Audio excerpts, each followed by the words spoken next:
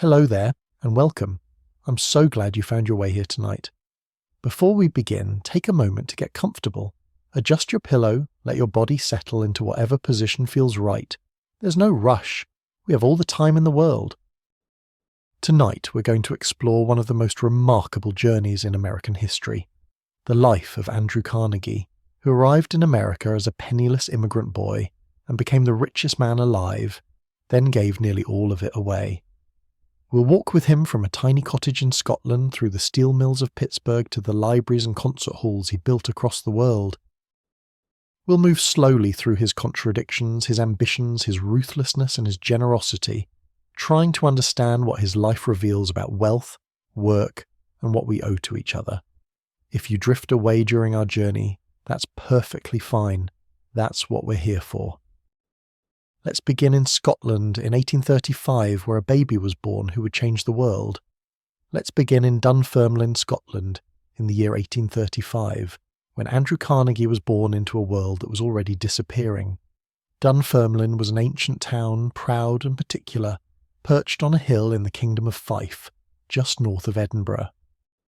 It had been Scotland's capital once, centuries before, and the ruins of the old abbey where Scottish kings were buried still dominated the skyline. The town remembered its glory days, held on to them, told stories about them on cold winter evenings. But by the time Andrew Carnegie came into the world on November 25th, 1835, Dunfermline's grandeur was mostly memory. What made the town matter now, what gave it life and purpose, was the sound of looms. Listen, if you can, to that sound.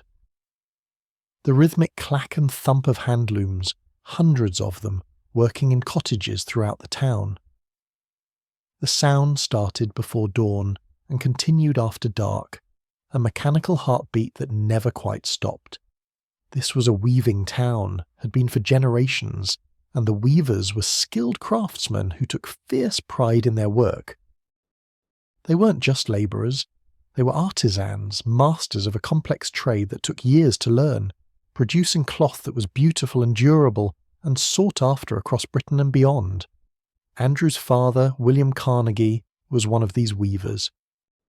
Imagine him for a moment. A slight man with gentle eyes, sitting at his loom in the family cottage, his hands moving with practiced certainty through motions he'd repeated thousands of times.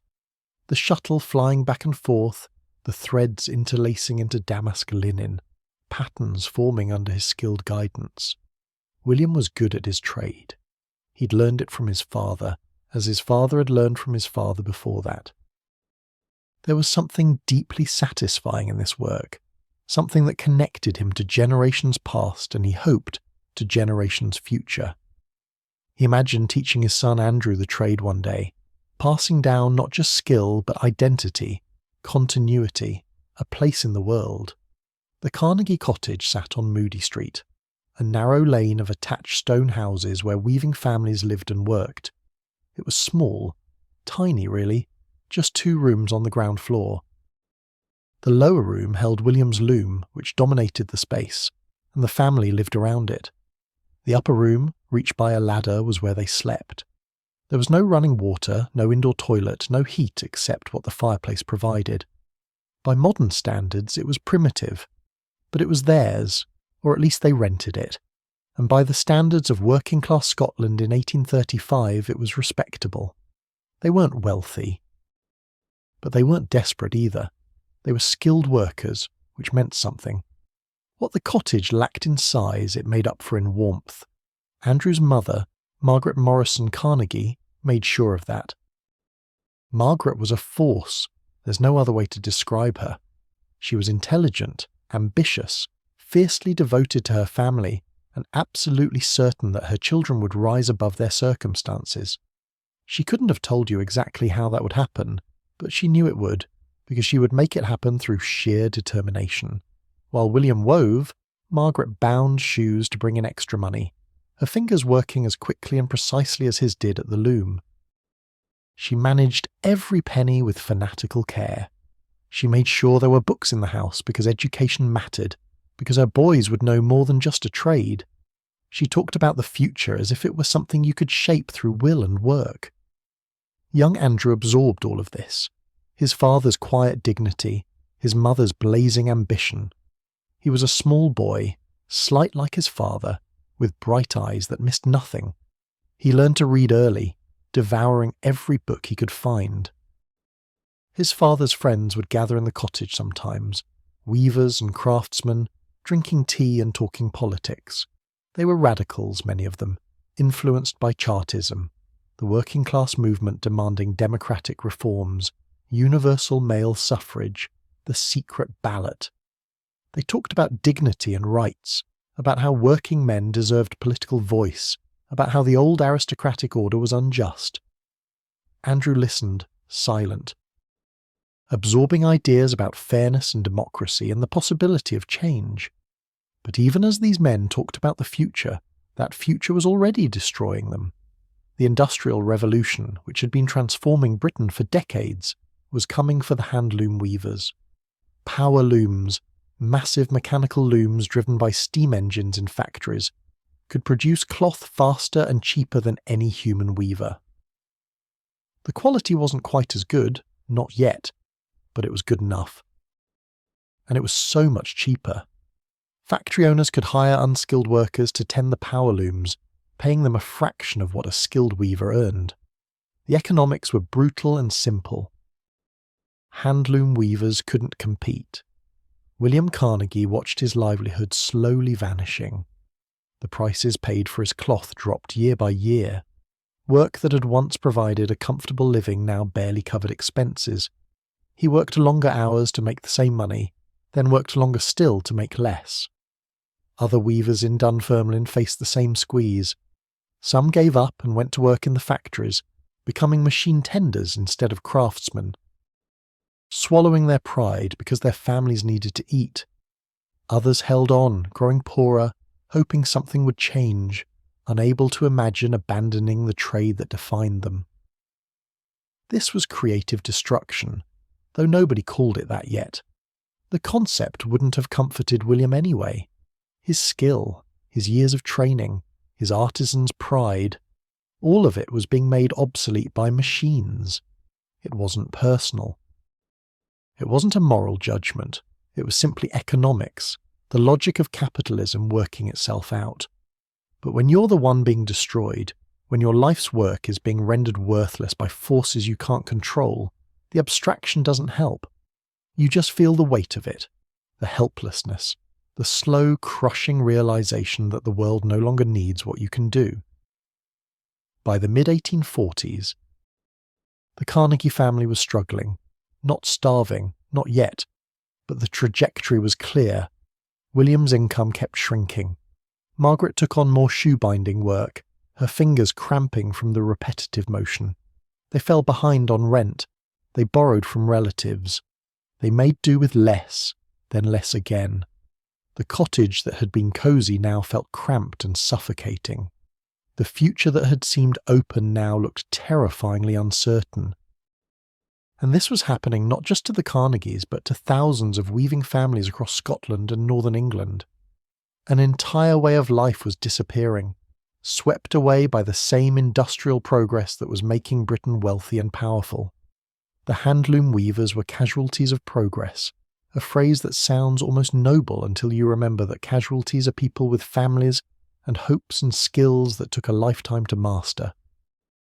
Margaret Carnegie looked at her husband growing thinner and more defeated, looked at her young sons, Andrew and his younger brother Tom, and made a decision.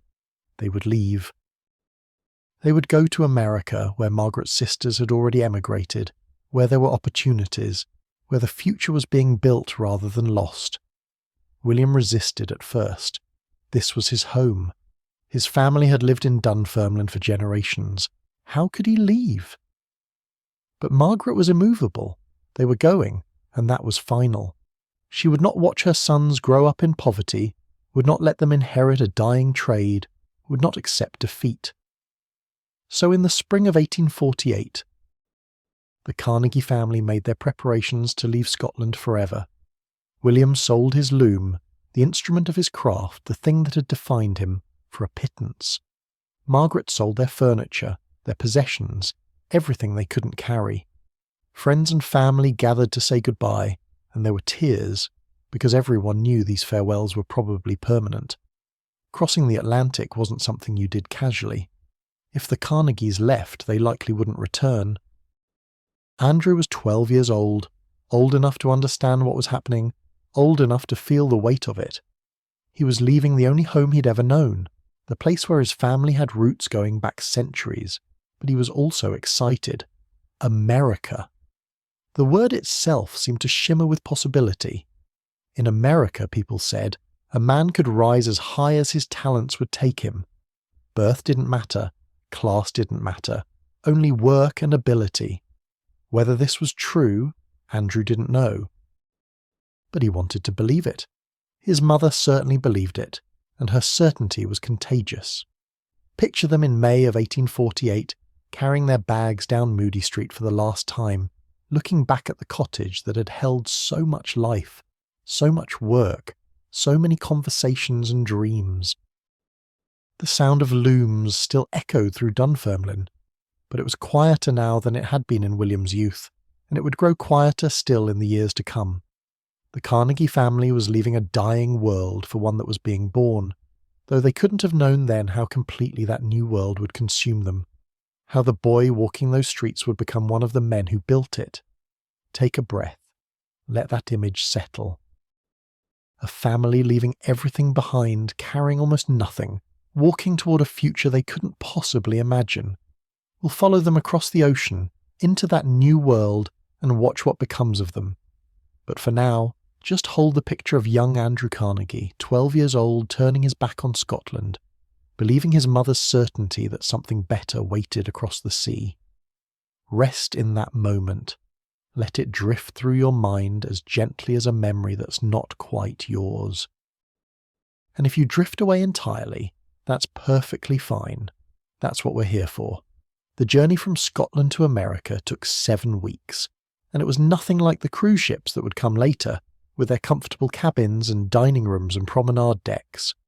The Carnegie family travelled in steerage, the cheapest passage deep in the ship's hold, where hundreds of immigrants were packed together in dim, airless compartments. Picture it if you can, but gently, without dwelling on the worst of it. The constant motion of the ship, the smell of unwashed bodies and sickness, the sounds of crying children and retching passengers, the fear that came with every storm, wondering if the ship would hold together or if the Atlantic would claim you before you ever saw America. William Carnegie spent much of the voyage sick, lying in his narrow bunk too miserable to eat. Margaret remained stoic, tending to her husband and sons, refusing to let the hardship break her certainty that they were moving towards something better. Young Andrew, 12 years old, experienced it all with a kind of absorbed attention.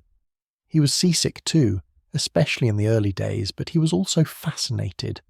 He watched the crew work, studied how the ship functioned, talked to other passengers about where they were going and what they hoped to find. Even in that miserable crossing, he was gathering information, making observations, learning. They landed in New York in the early summer of 1848, passing through immigration procedures that were cursory, nothing like the elaborate screening that would come later at Ellis Island. From New York they made their way inland, travelling by canal boat and riverboat to Allegheny, Pennsylvania, a small industrial town across the river from Pittsburgh. Margaret's 2 sisters had settled there, and they'd written that there was work, opportunity, a community of Scottish immigrants who helped each other. Allegheny was nothing like Dunfermline. It was newer, rougher, less settled. The streets were often unpaved. The air smelled of coal smoke from the foundries and factories. The Allegheny River that separated the town from Pittsburgh was already dark with industrial runoff. But there was energy here, a sense of things being built, of motion and possibility. Pittsburgh was becoming an industrial centre, and Allegheny was growing alongside it. The Carnegies moved into a small house, really just a few rooms, in Allegheny's Slabtown neighbourhood, so called because many houses were built from discarded lumber slabs from sawmills. They shared the space with Margaret's sister and her family. 7 people in a house meant for fewer, but this was how immigrants survived, by sharing everything, by supporting each other, by making do with whatever circumstances provided. William tried to find work as a weaver, but there was little demand for his skills here. He eventually found occasional work in a cotton mill, but it was sporadic and poorly paid. He was lost in this new country, unable to find his footing. The proud craftsman who had sat at his loom in Dunfermline was becoming invisible in America, just another unskilled immigrant looking for any work he could find. The defeat in his eyes was painful to watch, so mostly people didn't watch. They looked away and let him carry his sadness quietly. Margaret, as always, was the engine of the family's survival.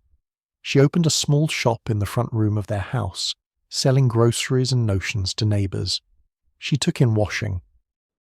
She bound shoes when she could get the work. Every penny mattered. Every bit of work was worth doing. She was fierce and tireless, and she made it clear to her sons that they would work too, would contribute, would climb out of poverty through sheer determination and effort. Andrew was 13 years old now, and he needed to bring in money. His childhood, such as it had been, was over. In the summer of 1848 he found his first job in America, working in a cotton mill as a bobbin boy. The pay was $1.20 per week. Let that number settle for a moment. $1.20 for 6 days of work, 12 hours a day. This was the wage of a child in industrial America, and it was necessary income for a family on the edge. The work was mind-numbing and dangerous. Andrew's job was to change the bobbins on the spinning machines when they filled with thread. The machines never stopped, and you had to be quick, careful, constantly alert. The factory was loud, the roar of machinery making conversation impossible. The air was thick with cotton lint that coated your lungs. The hours stretched endlessly. 6 in the morning until 6 at night, with a break for lunch, 6 days a week. Sunday was for rest and church. And even devout families couldn't help but spend Sunday sleeping, recovering, dreading Monday. Andrew hated it. Not just the work itself, though that was bad enough, but the mindlessness of it, the feeling of being trapped in a system that ground you down and gave nothing back but bare survival. He was bright, curious, hungry for knowledge, and instead he was changing bobbins hour after hour, day after day, watching the minutes crawl by. Other boys accepted this as their fate. This was what working-class children did. This was life. But Andrew's mother had taught him to expect more, to believe he was destined for something beyond the factory floor, and he couldn't let go of that belief even when circumstances seemed to mock it. He stayed at the bobbin boy job for about a year, handing every cent to his mother, living in that tiny crowded house, feeling his potential being wasted. And then, in late 1849, an opportunity appeared. A man was looking for a messenger to carry telegrams around Pittsburgh. The pay was better, $2.50 per week, and, more importantly, the work took you out into the city, moving, seeing things, learning the streets and the people. Andrew applied and got the job. This was a turning point, though he couldn't have known it then. Working as a telegraph messenger boy opened up a world that the factory had closed off. Pittsburgh in 1850 was a growing industrial city, full of businessmen, factories, railroads, banks, opportunities. As a messenger, Andrew carried telegrams to all of them. He learned the geography of the city intimately. He learned which businesses were important, who the influential people were, how the economic machinery of the place worked. He delivered messages to railroad offices, to iron foundries, to trading companies, absorbing information constantly. But more than that, he became fascinated by the telegraph itself. The device seemed almost magical. The way you could tap out a message in coded clicks and someone miles away would receive it instantly. The telegraph was revolutionizing communication, making business faster, connecting cities and regions that had been isolated. Understanding how it worked, how to operate it, was a valuable skill, and Andrew decided he would learn it. He started arriving at the telegraph office early, before his shift began, watching the operators work. He memorized the Morse code by listening and repeating the patterns to himself. He practiced on a spare telegraph key whenever he could, tapping out messages to no one. Training his fingers and his mind. The operators noticed his interest and, impressed by his dedication, began teaching him. They'd let him practice on the real equipment during slow periods. They explained the technical aspects, how the electrical currents worked, how the system was organized. Andrew absorbed it all with intense focus. Within months, he could operate a telegraph as well as men who'd been doing it for years. He was 15 years old, and he'd taught himself a skilled trade through observation and practice and relentless determination. When a position opened for a telegraph operator at the Pennsylvania Railroad Company office in Pittsburgh, Andrew applied. Thomas Scott, the railroad superintendent for the Western Division, interviewed him, was impressed by his competence and his obvious intelligence, and hired him. This was 1853. Andrew Carnegie was 17 years old, and he'd just entered the world that would make his fortune, the railroad. Think about what railroads meant in mid-19th century America. They were the transformative technology of the age, the equivalent of the internet in our time, connecting previously isolated places, enabling commerce, reshaping the economy, making new things possible. Before railroads, transportation was slow, expensive, limited. Goods moved by wagon or canal boat. People rarely travelled far from where they were born. The railroad changed everything, compressing distance and time, making national markets possible, enabling the Industrial Revolution to spread beyond coastal cities. The Pennsylvania Railroad was one of the largest and most important in the country. It connected Philadelphia to Pittsburgh and was extending westward, linking the industrial East to the agricultural Midwest. Managing a railroad was extraordinarily complex. You had to coordinate train schedules, manage equipment, move freight efficiently, handle accidents and delays, serve customers, make money. It required planning, organization, attention to detail, the ability to think systemically about how all the pieces fit together. Thomas Scott, Andrew's new boss, was a master of this complexity. He was 30 years old, ambitious, brilliant at railroad management, and he saw something in young Andrew. Perhaps he recognized a younger version of himself. The intelligence, the hunger, the ability to see how systems worked. He hired Andrew not just as a telegraph operator, but as his personal secretary and assistant. This meant Andrew would see everything. Would learn not just how to tap out messages, but how the business actually operated, how decisions were made, how money was made. Andrew's pay jumped to $35 per month, more money than he'd ever imagined earning. He gave it all to his mother, as he always had. But now the family could breathe. They could pay rent without panic. They could buy food without calculating every penny. William had found some work in a cotton mill, bringing in a little income, though he remained a shadow of his former self. The family's survival now rested on Margaret's fierce determination and Andrew's rising prospects. Working for Thomas Scott was Andrew Carnegie's real education. He learned how railroads actually functioned, the scheduling, the maintenance, the customer service, the financial management. He learned how to handle emergencies. Once, when a freight train derailed and blocked the line, Scott was away and couldn't be reached. Andrew, 18 years old, made decisions on his own authority, rerouting trains, clearing the blockage, keeping everything moving. When Scott returned and learned what Andrew had done, he didn't reprimand him for overstepping. He praised him for taking initiative. That lesson stayed with Carnegie forever. Act, decide, take responsibility. Don't wait for permission. Scott also taught Andrew about investment. One day in 1856, Scott told him about an opportunity to buy 10 shares of stock in the Adams Express Company for $500. This was far more money than Andrew had, but Scott said he'd lend it to him. Andrew's mother scraped together some savings, they borrowed the rest, and Andrew bought the shares. A few weeks later, an envelope arrived addressed to Andrew Carnegie. Inside was a check for $10, his first dividend payment, his share of the company's profits. Andrew stared at that check in something like wonder.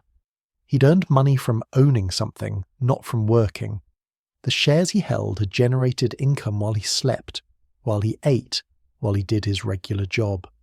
This was passive income, capital earning returns, and it was a revelation. Working for wages meant trading time for money. You worked, you got paid, you stopped working, the money stopped. But owning productive assets meant the assets worked for you. They earned money continuously.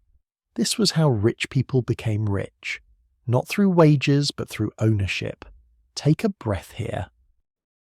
Let that realization settle the way it must have settled in Andrew's mind. A world of possibility opening up, a glimpse of how wealth actually worked. He was 19 years old, supporting his family on railroad wages, and he'd just learned the fundamental secret of capitalism. Own things. Don't just work for wages. Everything that came after, all the wealth, all the power, all the empire he would build, grew from that insight. From that $10 dividend check that arrived one morning in 1856. The telegraph key that he'd learned to operate had carried him out of the factory. The railroad that employed him was teaching him how business worked, and now investment was showing him how to make money from money. Andrew Carnegie was learning, absorbing, preparing himself for opportunities he couldn't yet imagine, but that his mother had always insisted were waiting. He was ready. The world just needed to provide the opening. Rest with that image for a moment. A young man at a telegraph desk, his fingers flying over the keys, his mind racing ahead, seeing possibilities. If you drift away, that's fine. That's what we're here for. When you wake, if you do, we'll follow Andrew Carnegie further into the machinery of American industry, into the iron and steel that would make him the richest man alive. But for now, just rest. Let the sound of the telegraph clicks fade like distant rain. Let yourself settle. There's nowhere you need to be. Working for Thomas Scott at the Pennsylvania Railroad between 1853 and 1865 was Andrew Carnegie's graduate education in business, and he proved to be an exceptional student. Scott was a demanding teacher, but also a generous one, and the relationship that developed between them was something more than employer and employee. Scott became Carnegie's mentor, his guide into a world that would have been otherwise inaccessible to a Scottish immigrant boy with no family connections and no formal education beyond what he'd taught himself. The railroad was a perfect classroom for learning how American capitalism actually worked. Running a railroad required coordinating thousands of moving parts, literally and figuratively. There were trains to schedule, tracks to maintain, stations to staff, freight to move, passengers to serve, equipment to repair, fuel to purchase, workers to manage, customers to satisfy, competitors to outmaneuver, and through it all, profits to be made. Scott understood this complexity instinctively, could hold the entire system in his mind, make decisions quickly, see connections that others missed. And he made sure Carnegie understood it too. Carnegie absorbed everything.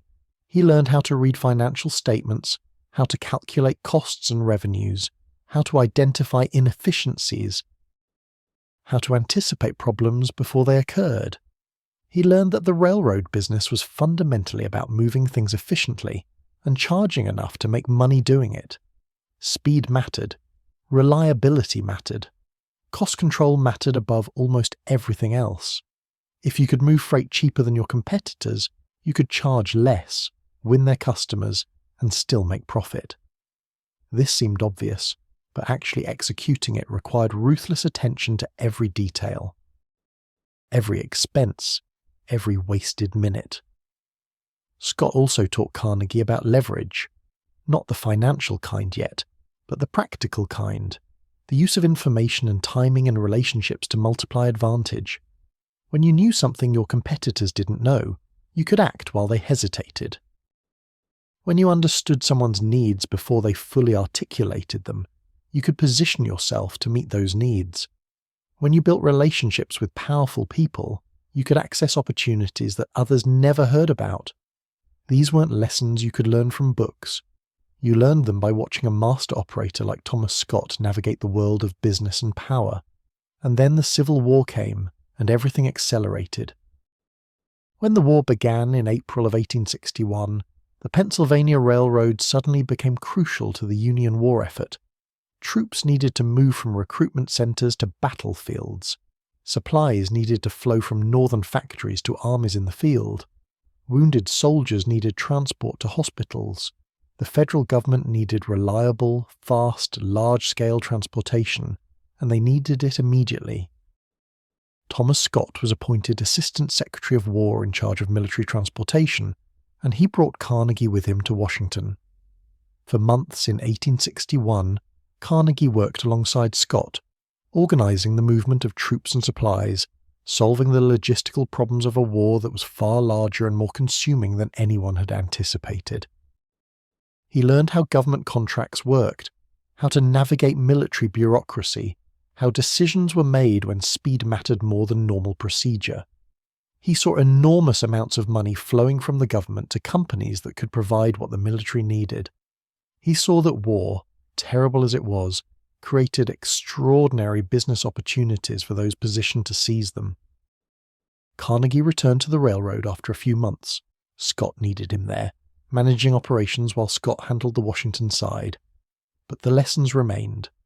The war would last 4 years, from 1861 to 1865, and throughout that time the Pennsylvania Railroad thrived. Business was booming. Revenues soared. The company expanded. And Carnegie, still in his 20s, was increasingly trusted with major responsibilities, making decisions that affected thousands of workers and millions of dollars. But what truly set Carnegie on his path to wealth wasn't his railroad salary, generous as it became. It was the investments that Thomas Scott guided him toward, the opportunities to own pieces of businesses that served the railroad or benefited from its growth. That first investment in Adams Express had opened Carnegie's eyes to how capital earned returns. Now Scott showed him how to multiply those returns, how to use modest capital to gain ownership stakes in enterprises that were positioned to grow. The pattern was usually the same. Scott would mention a business opportunity, a company that needed investment, a new venture being organized, a technology that showed promise. He'd explain why he thought it would succeed, what the potential returns might be. Sometimes he'd invest his own money alongside Carnegie's. Sometimes he'd simply point the way and let Carnegie decide. Carnegie borrowed when he had to, saved aggressively, reinvested his returns, and slowly accumulated a portfolio of investments that generated income independent of his wages. There was the investment in the Woodruff Sleeping Car Company. Railroads were expanding routes that took multiple days to traverse. Passengers needed to sleep during these journeys, but early trains had no sleeping accommodations. You just sat in your seat all night, uncomfortable and exhausted. Theodore Woodruff had patented an improved design for sleeping cars, compartments where passengers could lie down in relative comfort. His company manufactured these cars and leased them to railroads, collecting fees from passengers who used them.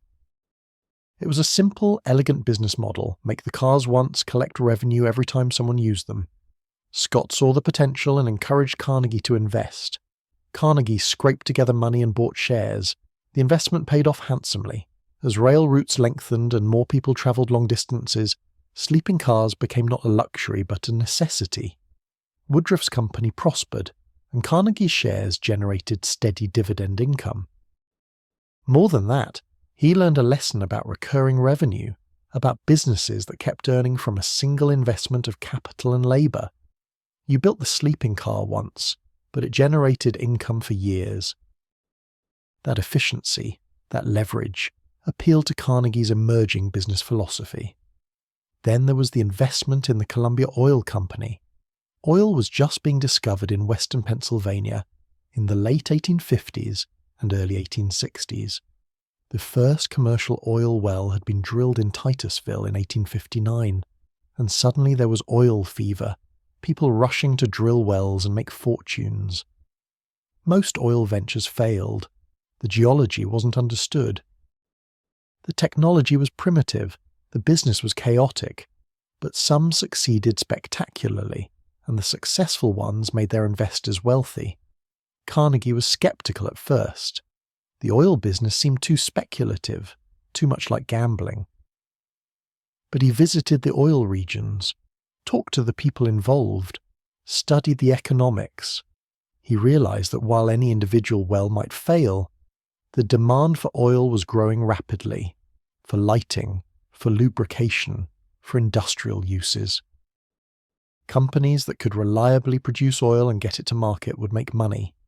He invested in the Columbia Oil Company, which owned productive wells and had good management. Again, the investment paid off. The dividends rolled in, month after month, far exceeding what Carnegie could have saved from his salary alone.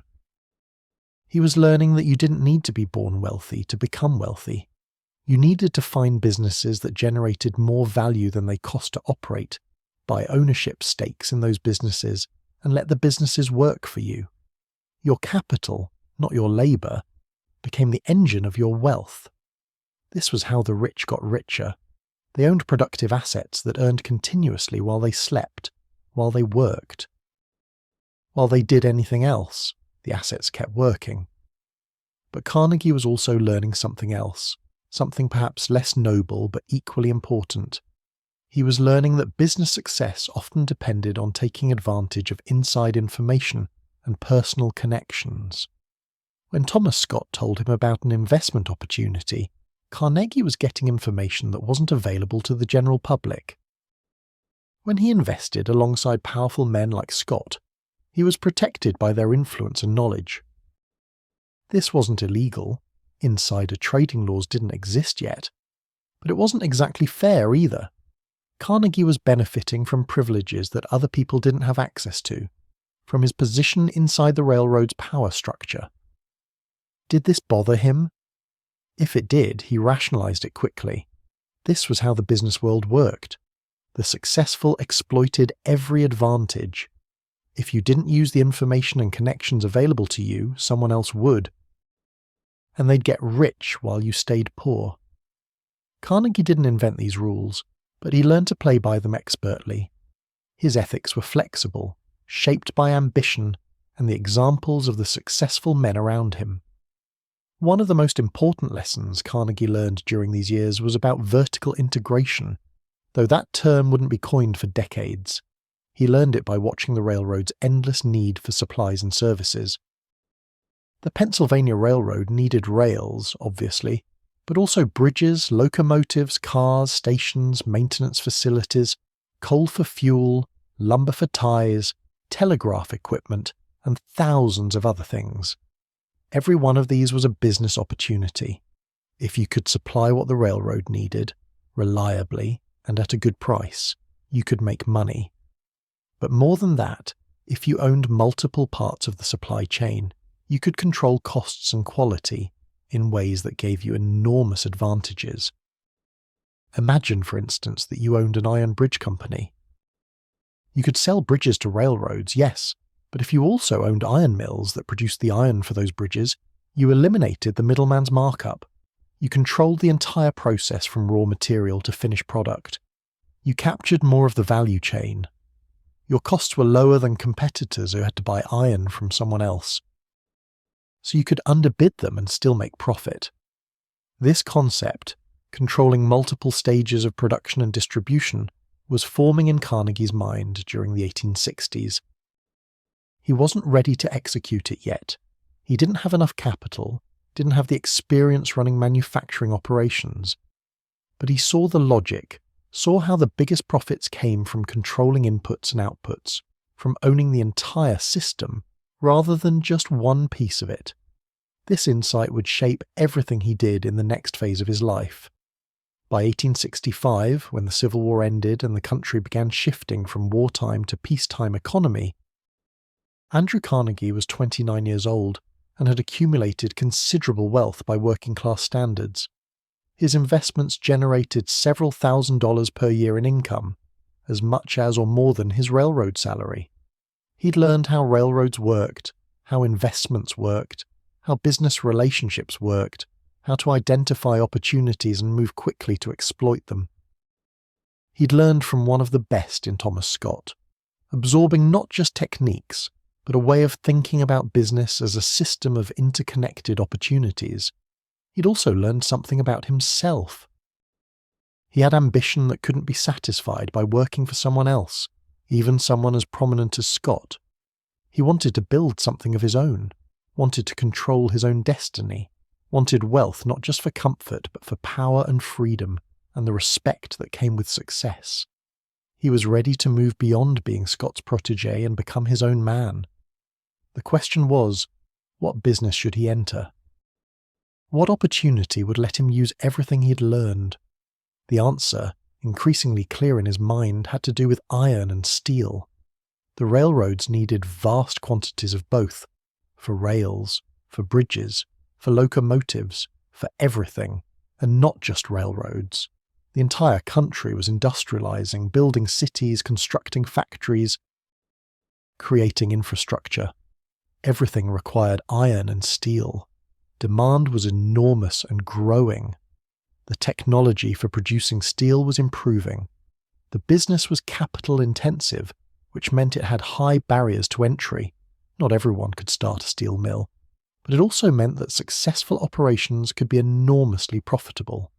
Carnegie began thinking about how he could enter this business, what it would take, who he'd need as partners, how he could apply the lessons about cost control and vertical integration that he'd absorbed at the railroad. He wasn't ready to act yet.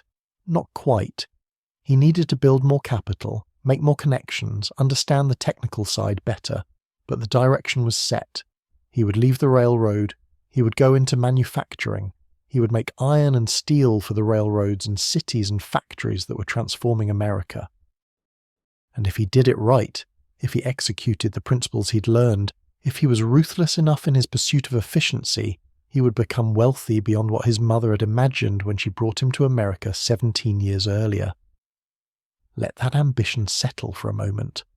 A young man, not yet 30, mapping out a future that would reshape American industry.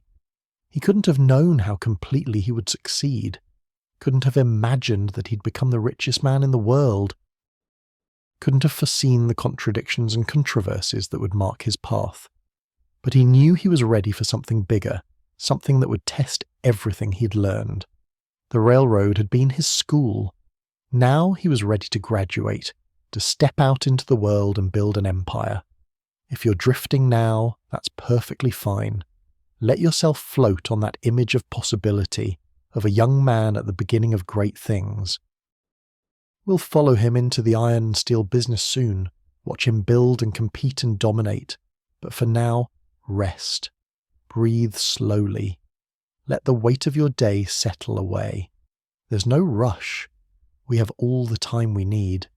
In 1865, as the Civil War ended and America began the long process of rebuilding and reuniting, Andrew Carnegie made a decision that would define the rest of his life. He resigned from the Pennsylvania Railroad. He was 30 years old, financially comfortable from his investments, and ready to focus entirely on building his own enterprises rather than working for someone else.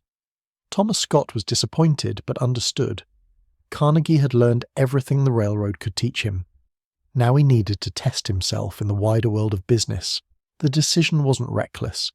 Carnegie didn't quit and leap into uncertainty. He'd been preparing for years, building investments, making connections, studying industries, waiting for the right moment. By 1865, his portfolio of investments was generating enough income to support him. More importantly, he'd identified the opportunity that would occupy him for the next 3 decades: iron and steel. Let's think about why iron and steel mattered so much in the mid-19th century. Everything that was being built in industrializing America required these metals. Railroads needed rails, obviously. Thousands of miles of iron and steel rails stretching across the continent. But they also needed bridges to cross rivers and valleys, locomotives to pull the trains, cars to carry freight and passengers. Cities needed iron for building frames, for beams and girders that would support larger structures than wood or stone alone could hold. Factories needed machinery, engines, gears, tools, all made from iron and steel. Ships needed steel hulls. The military needed weapons and armour. Farmers needed ploughs and equipment. The demand was enormous and growing every year. America was expanding westward, building new cities, laying new rail lines, constructing new factories. Every bit of this growth required iron and steel. If you could produce these metals efficiently, if you could sell them at competitive prices, if you could meet the massive and increasing demand, you could become extraordinarily wealthy. Carnegie saw this clearly. The question was how to enter the business, where to start, what particular niche to occupy. He began with bridges. In the 1860s, most railroad bridges were still made of wood. Wood was cheap, familiar, easy to work with. But wooden bridges had serious problems. They caught fire, they rotted, they collapsed under heavy loads or in floods. They required constant maintenance and frequent replacement. Iron bridges were stronger, more durable, more reliable. They cost more initially, but they lasted far longer and required less maintenance. As trains became heavier and traffic increased, iron bridges became not just preferable but necessary. Carnegie and several partners founded the Keystone Bridge Company in 1865. The business model was straightforward: manufacture iron bridges and sell them to railroads. Carnegie's connections from his railroad years gave him access to decision-makers. His understanding of railroad operations meant he knew exactly what railroads needed and what they'd pay for. His reputation with Thomas Scott and the Pennsylvania Railroad meant his company started with built-in credibility and customers. But Carnegie brought something else to the bridge business beyond connections. He brought an obsessive focus on cost control and efficiency.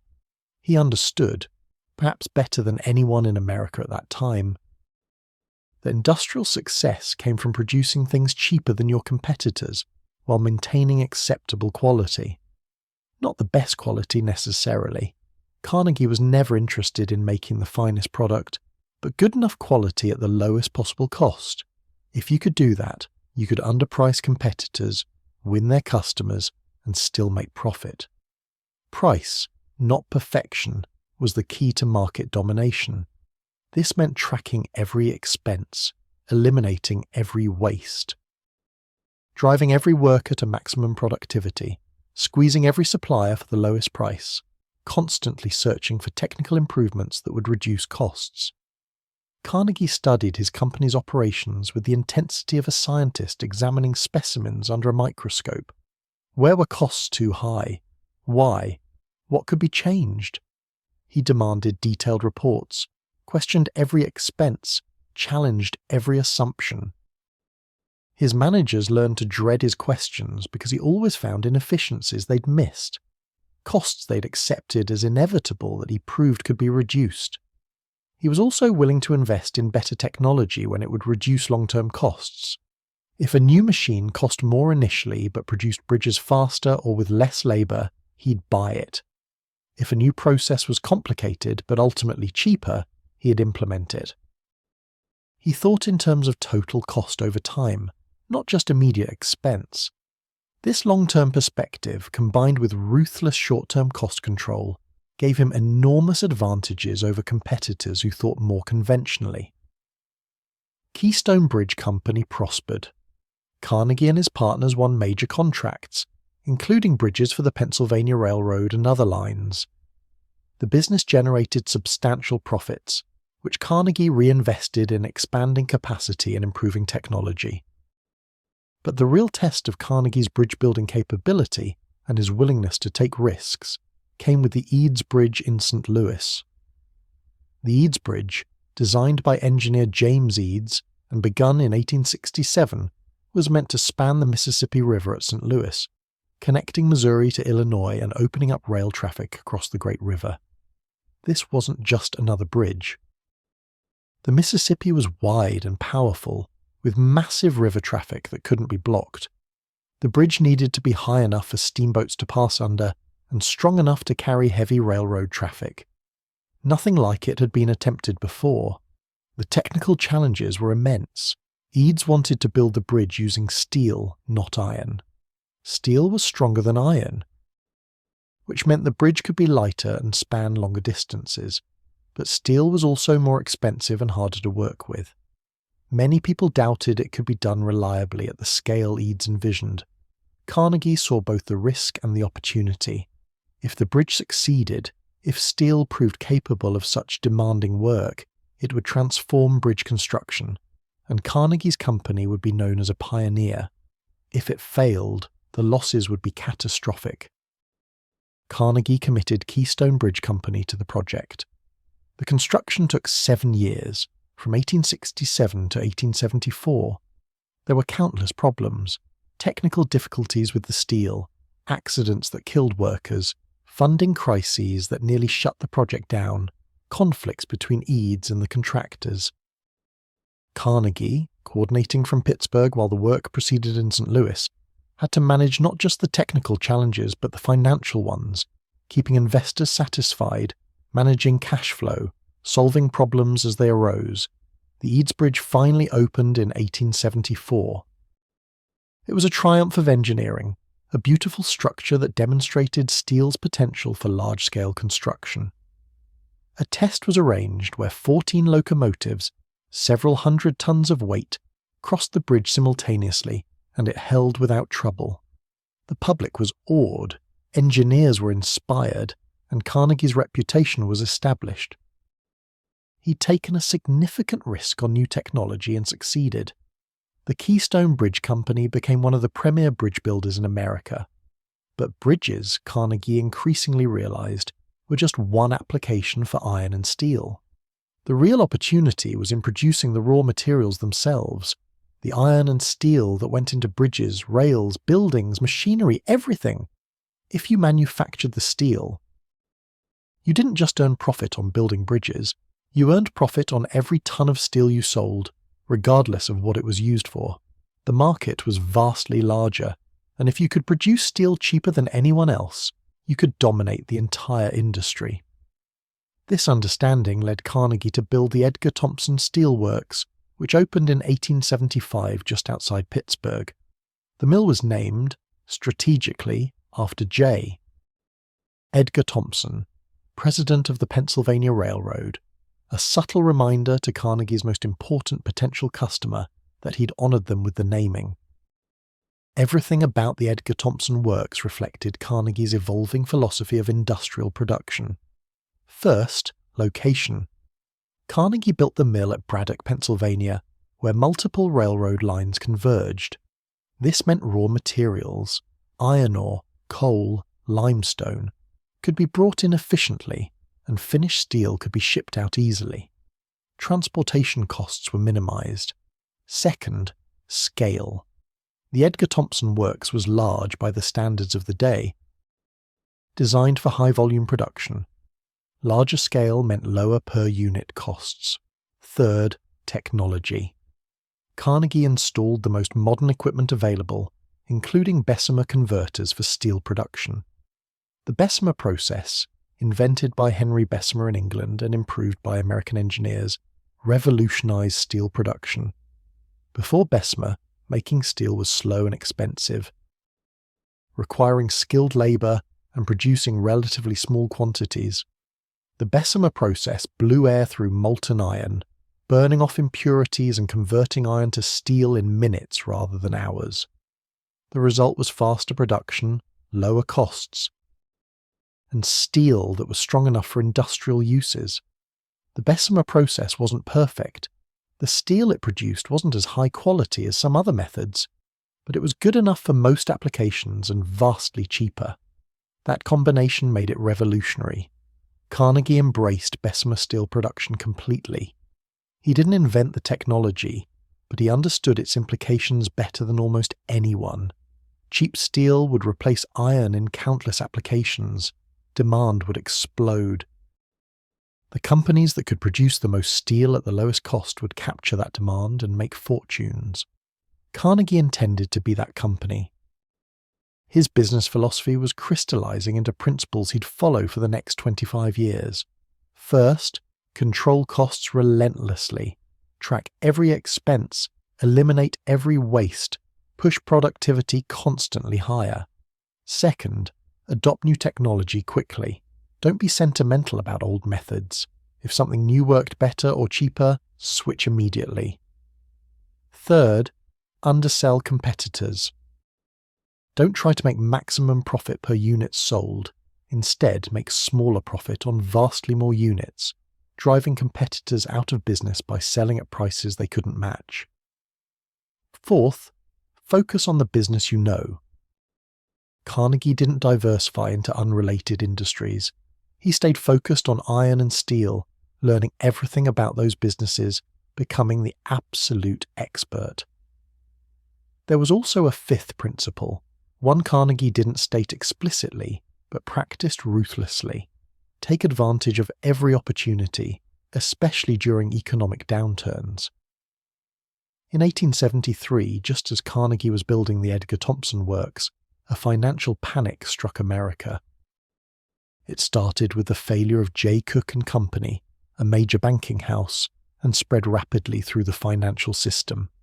Banks failed, stock prices collapsed, credit evaporated. The economy entered a severe depression that would last in various forms for most of the 1870s. For many businesses, the panic of 1873 was catastrophic. Companies went bankrupt, workers lost jobs, construction stopped, industrial production plummeted. But for Carnegie, well capitalized and carefully managed, the panic was an opportunity. When steel prices fell, he didn't cut production. He increased it, selling at the lower prices and using his cost advantages to still make profit. When competitors failed, he acquired their assets at distressed prices. When equipment manufacturers were desperate for customers, he negotiated favorable terms for machinery purchases. The depression was terrible for workers, for families who lost income and security, for small businesses that lacked the resources to survive prolonged hard times. Carnegie was aware of this suffering. He couldn't help but see it, but it didn't slow him. Business, in his view, operated by its own logic, separate from sentiment. The strong survived and grew stronger. The weak failed and were absorbed. This was economic natural selection. And Carnegie believed it produced progress. The most efficient operations survived. The inefficient were eliminated. The result was an economy that produced more goods at lower prices, benefiting everyone in the long run, even if individuals suffered in the short run. Whether this philosophy was morally defensible is a question Carnegie didn't spend much time asking himself. He was winning. The Edgar Thomson Works was successful. Keystone Bridge Company was profitable. His other investments were doing well. By his late 30s, Carnegie was wealthy by any standard. Not the richest man in America yet. There were railroad tycoons and financiers who had more, but wealthy enough that he'd never have to worry about money again. Wealthy enough that he was becoming known as one of Pittsburgh's most successful businessmen. But wealth wasn't enough for Carnegie. He wanted dominance. He wanted to be not just successful, but supreme in his industry, to control steel production so completely that he could dictate terms, to build an empire that couldn't be challenged. This ambition would drive him through the next phase of his career, through expansion and competition and conflict, through triumphs and controversies, toward his ultimate goal of being the Steel King of America. His competitors were beginning to understand what they were facing. Carnegie was different from traditional industrialists. He didn't just want to make good products and earn fair profits. He wanted to destroy them, to take their market share, to force them out of business or acquire them. He was pleasant personally. He could be charming, witty, thoughtful in conversation, but in business he was merciless. He'd smile at you over dinner and then undersell you in the morning, taking customers you'd cultivated for years, driving down your profits until you had to sell or surrender. This ruthlessness would only intensify as Carnegie's empire grew. He was building something unprecedented in American industry, a vertically integrated steel company that controlled every step of production from raw materials to finished products, that operated at scales no one had imagined possible, that could produce steel so cheaply that competing seemed pointless. He wasn't there yet in the mid-1870s. But the foundation was laid, the principles were established, the will was absolute. Take a breath here. Rest for a moment with this image of Carnegie in his late 30s, having escaped the poverty of his immigrant childhood, having learned the lessons of American business. Now building the empire that would make him the richest man alive. We've watched him climb from bobbin boy to telegraph operator to railroad manager to bridge builder to steel manufacturer. Each step taught him something, prepared him for the next challenge, shaped his understanding of how industrial capitalism worked and how to win its brutal competitions. The next phase of his story will take him even higher, into conflicts with workers and competitors, into controversies that would stain his reputation even as his wealth grew beyond measure. But we'll approach that slowly, carefully, letting each piece of the story settle before moving to the next. If you drift away now, that's perfectly fine. Let yourself float on these images of furnaces and forges, of molten steel pouring into moulds, of bridges spanning rivers, of an immigrant boy becoming an iron master. Rest. Breathe. There's no hurry.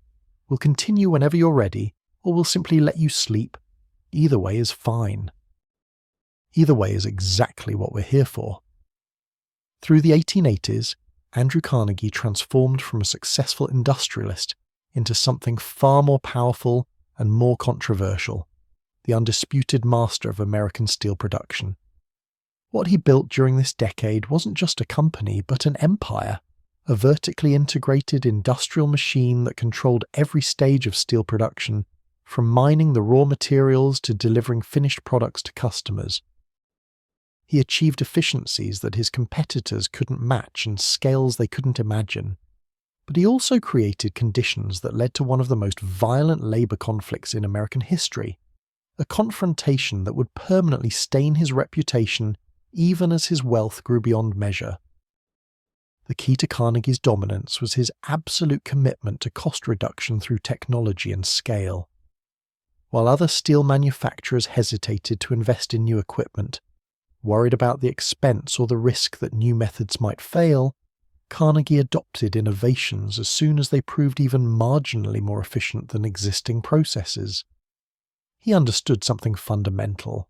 In a commodity business like steel, where the product from one manufacturer was essentially identical to the product from another, the only sustainable competitive advantage was being able to produce it cheaper. If you could make steel for $5 per ton less than your competitor, you could underprice them, take their customers, and still make profit. Do this consistently across millions of tons, and you dominate the industry. The Bessemer process, which we touched on earlier, was the foundation of this efficiency. But Bessemer wasn't the only innovation Carnegie pursued. He installed open hearth furnaces when they proved capable of making higher quality steel than Bessemer converters for certain applications. He adopted mechanical handling systems to move materials through his mills with less manual labour. He invested in chemistry and metallurgy, hiring experts to analyse his iron ore and coal to ensure optimal quality, to test his steel to guarantee it met specifications, to constantly seek incremental improvements in the production process. His mills operated at a scale that seemed almost inhuman in their size and power. Picture the Edgar Thomson works in the 1880s, massive brick buildings housing furnaces that glowed red-hot day and night, never cooling, never stopping. The roar of machinery, the hiss of steam, the clang of metal on metal, the heat that made the air shimmer even 50 feet from the furnaces. Men, hundreds of them. Then thousands, working 12-hour shifts, 7 days a week in many cases, their bodies covered in soot and sweat, their faces reddened by the heat, performing dangerous work that could kill you if you made a mistake, or even if you were simply unlucky. Carnegie rarely visited the mills. He spent more time in New York, where he maintained an office, and where the financial community that financed industrial expansion was centered. He traveled frequently to Europe, visiting steel mills there, learning about new technologies, vacationing in Scotland where he'd built a castle at Skibo. He corresponded with intellectuals and writers, positioning himself as not just a businessman but a thinker, a philosopher of industry. The actual work of making steel, the heat, the danger, the exhausting physical labour, was something he'd experienced as a boy in that textile mill but had long since escaped. He dealt in numbers now, in cost reports and production figures and profit margins. The human beings who made those numbers possible were abstractions. In 1883, Carnegie acquired the Homestead Steel Works, located on the Monongahela River about 7 miles from Pittsburgh. Homestead was a significant facility, producing finished steel products, armor plate, structural beams, rails, rather than just raw steel. Adding Homestead to his holdings meant Carnegie now controlled more of the production chain. He could take raw materials, process them into steel at Edgar Thomson or his other mills, then finish them into specific products at Homestead. Each stage added value, and by owning all the stages, Carnegie captured all that value rather than sharing it with independent manufacturers. But Homestead brought something else along with its production capacity: a strong labour union. The Amalgamated Association of Iron and Steel Workers represented the skilled workers at Homestead, and they'd negotiated a contract that guaranteed certain wages, limited work hours, and gave workers some voice in how the mill operated. For Carnegie, this was intolerable. Labour unions interfered with his absolute control over costs. They prevented him from cutting wages when steel prices fell, or from pushing productivity as hard as he wanted. They represented a competing power centre within his operations, and Carnegie tolerated no such competition. He needed someone to handle this problem, someone who was even more ruthless than himself when it came to labour relations. He found that person in Henry Clay Frick. Frick was 10 years younger than Carnegie, a self-made millionaire who'd built his fortune in coke, the processed coal that was essential for steel production. Coke plants were brutal workplaces, the workers subjected to heat and toxic fumes that destroyed their health. Frick drove his workers hard, paid them as little as possible, and crushed any attempt at unionization with immediate dismissals and blacklists. He was a cold man. Some said cruel. Utterly convinced that labour was a commodity to be purchased at the lowest possible price and worked to maximum productivity, Carnegie admired his efficiency and his complete lack of sentimentality about business. In 1889, Carnegie made Frick chairman of Carnegie Steel Company, essentially giving him operational control of the entire enterprise while Carnegie maintained ownership. This was a partnership of complementary skills. Carnegie understood markets and finance and long-term strategy. Frick understood operations and cost control and how to break labour resistance. Together they would push Carnegie Steel to dominance, but at a cost neither of them fully anticipated. The crisis came in 1892. At the Homestead Works. The contract with the Amalgamated Association was due to expire, and Frick was determined not to renew it. He wanted to break the union, establish absolute management control, reduce wages, and transform Homestead into the kind of ruthlessly efficient operation that Edgar Thomson had become. The union, understandably, resisted. Homestead's skilled workers earned decent wages by industrial standards. They had some dignity, some voice, some protection. They weren't about to surrender that without a fight. Frick began preparing for confrontation months in advance. He built a high fence around the Homestead property, topped with barbed wire with searchlights mounted on towers. The workers called it Fort Frick, and the name was accurate. It was designed like a military fortification. Frick was making clear that he expected violence and was ready for it. In June of 1892, when negotiations broke down completely, Frick locked out the workers, the mill's gates closed, no one could enter, the workers were unemployed, cut off from their wages with families to feed and no clear idea how long this would last. But Frick had another plan. He hired 300 private security guards from the Pinkerton Detective Agency. The Pinkertons were notorious for strike breaking, for using violence and intimidation against workers, for serving as a private army for industrialists who wanted to crush labour organising. Frick arranged for these guards to travel to Homestead by barge, to arrive before dawn on July 6th to secure the mill so that strikebreakers could be brought in to operate it. The plan was simple: replace the union workers with non-union labour permanently. The workers discovered the plan. On the night of July 5th, word spread that the Pinkertons were coming. Workers and townspeople gathered at the riverbank where the barges would arrive. Homestead was a company town. Nearly everyone there either worked at the mill or depended on people who did. The mill closing threatened the entire community. People were scared and angry. They weren't going to let Frick's private army take over their workplace without resistance. Before dawn on July 6th, the Pinkerton barges approached the Homestead riverbank. Thousands of workers and townspeople lined the shore. Let's be gentle with what happened next, because it was violent and people died, and there's no need to sensationalize tragedy. The Pinkertons tried to land. The workers tried to prevent them. Exactly who fired the first shot is disputed. Both sides claim the other started the shooting, but gunfire broke out. For hours, workers and Pinkertons exchanged fire. The workers used rifles, dynamite, anything they could find as weapons. They poured oil on the river and tried to set it on fire to burn the barges. The Pinkertons, trapped on the barges, fired back but couldn't escape. By early afternoon, the Pinkertons surrendered. They agreed to leave if the workers would let them land and depart safely. But the workers' anger was too great. As the Pinkertons marched away from the river, they ran a gauntlet of enraged townspeople who beat them, some severely. The Pinkertons eventually escaped, bloodied and terrified. The casualties from the day: 7 workers dead, 3 Pinkertons dead, dozens wounded on both sides. The Battle of Homestead, as it came to be called, was one of the most violent labour confrontations in American history. Where was Andrew Carnegie during all this? He was in Scotland, at his castle at Skibo, thousands of miles from the violence unfolding at his steel mill. He claimed later that he knew nothing about Frick's plans, that he'd left operational decisions to Frick, that he was shocked by the violence.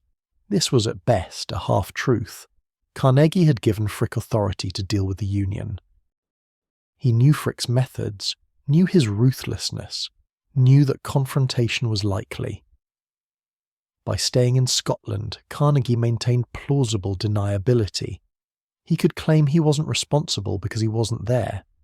But he'd created the conditions, empowered the man, and benefited from the results. After the battle, the governor of Pennsylvania sent 8,000 state militia troops to Homestead to restore order and protect strikebreakers. With military protection, Frick reopened the mill using non-union labour. The strike continued for months. Workers held out, hoping public sympathy would force Carnegie to back down. But gradually they broke. Men with families to feed, with no savings left, with winter approaching, started accepting whatever work they could find. By November, the Amalgamated Association admitted defeat. The union at Homestead was destroyed. Workers returned to their jobs on management's terms: lower wages, longer hours, no union protection, complete submission to Frick's authority. The Homestead Strike was a turning point in American labour history. It demonstrated that even strong unions in strategic industries could be broken by determined employers willing to use private armies and state military power.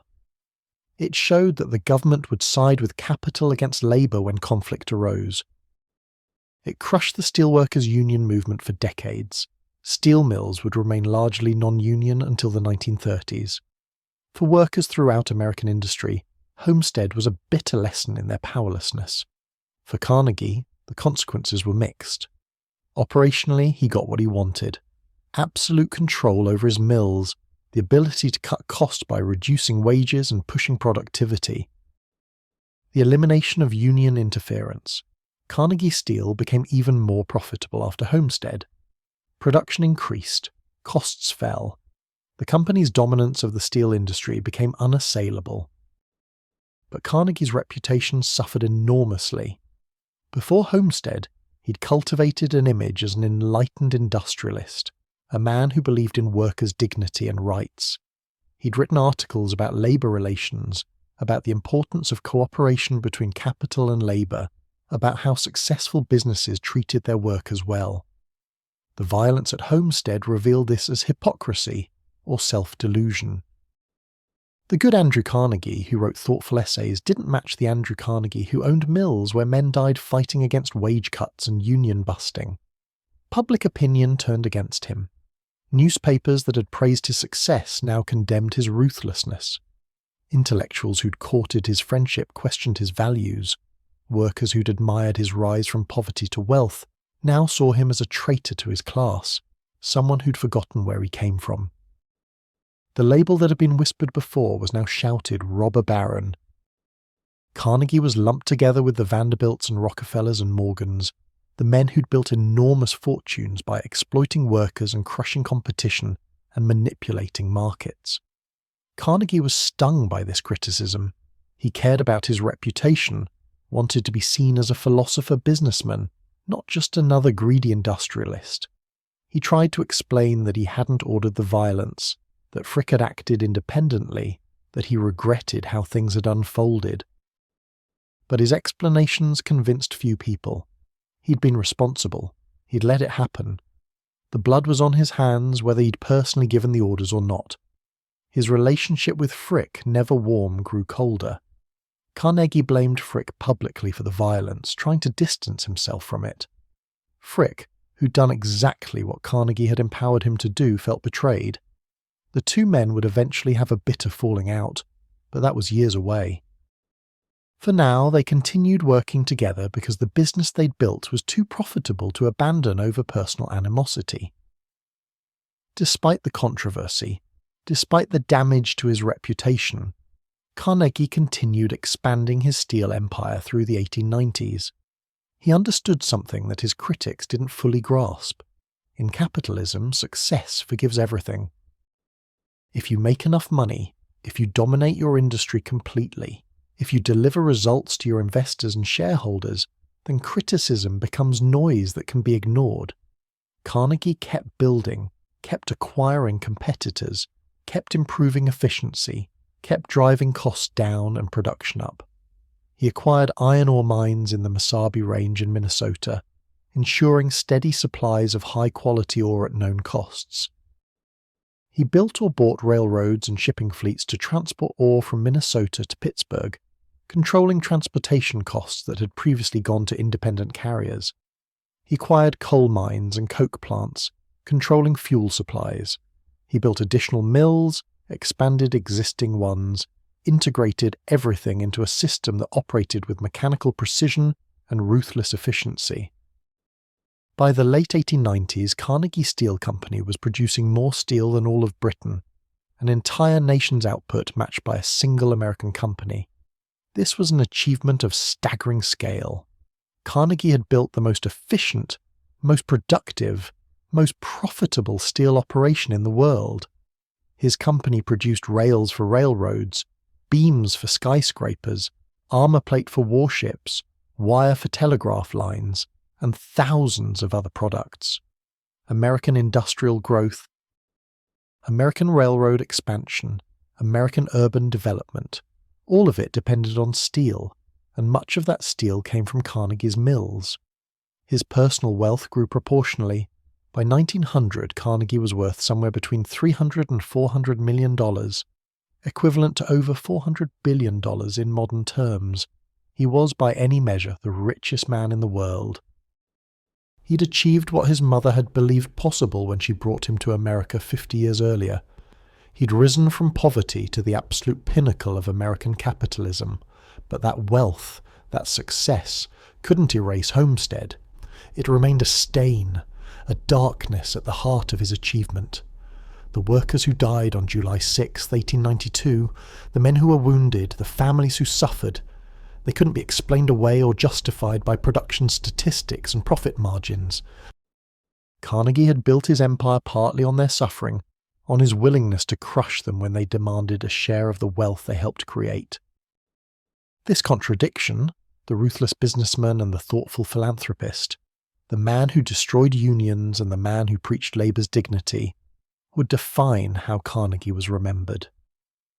As the 1890s ended and the 20th century approached, Carnegie was in his mid-60s, wealthy beyond measure, powerful beyond challenge in his industry, but also increasingly aware of his mortality and his legacy. He'd accomplished the first part of his life's plan. He'd become rich. Now he faced the question of what to do with that wealth, how to be remembered, whether money could buy redemption for methods that had been, at best, morally ambiguous, and at worst, actively harmful. That question would occupy the final phase of his life, the transformation from Steel King to the world's greatest philanthropist. But we'll come to that transformation slowly, gently. For now, rest with the image of Carnegie at the peak of his power, the immigrant boy who'd become master of an empire, who'd reshaped American industry, who'd accumulated wealth that previous generations couldn't have imagined. Let that image settle. Breathe slowly. If you're drifting now, that's exactly right. That's what we're here for. The story will continue or it won't, and either way is fine. Sleep well. Let the weight of the day fall away. Rest. By 1900, as a new century began and America looked toward a future that seemed full of technological promise and industrial power, Andrew Carnegie stood at an extraordinary position in human history. He was, by virtually any calculation, the richest man in the world. His personal wealth was estimated at somewhere between $300 and $400 million, a number so large it's difficult to comprehend even when you try. To put it in perspective, adjusting for inflation and economic growth, Carnegie's wealth would be equivalent to over $400 billion today. More than that, really, because his dominance of a crucial industry gave him power that pure dollars can't quite capture. Think about what this meant. Carnegie controlled most of American steel production, which meant he had influence over every industry that used steel: railroads, construction, manufacturing, shipbuilding, infrastructure, military procurement. When cities built skyscrapers, when railroads laid new track, when the Navy ordered new battleships, Carnegie's steel was there. His decisions about production levels and pricing affected the entire economy. He was not just wealthy, but powerful in ways that transcended money, powerful in ways that made him almost a peer to government rather than merely a subject of it. And yet he was also, increasingly, something else: a thinker, a writer, a man who spent enormous amounts of time and energy trying to justify his wealth, to explain its meaning, to position himself as not just a successful businessman, but a philosopher of capitalism and progress. This intellectual side of Carnegie was genuine, not just public relations. He read voraciously: history, philosophy, science, literature. He corresponded with prominent intellectuals and writers.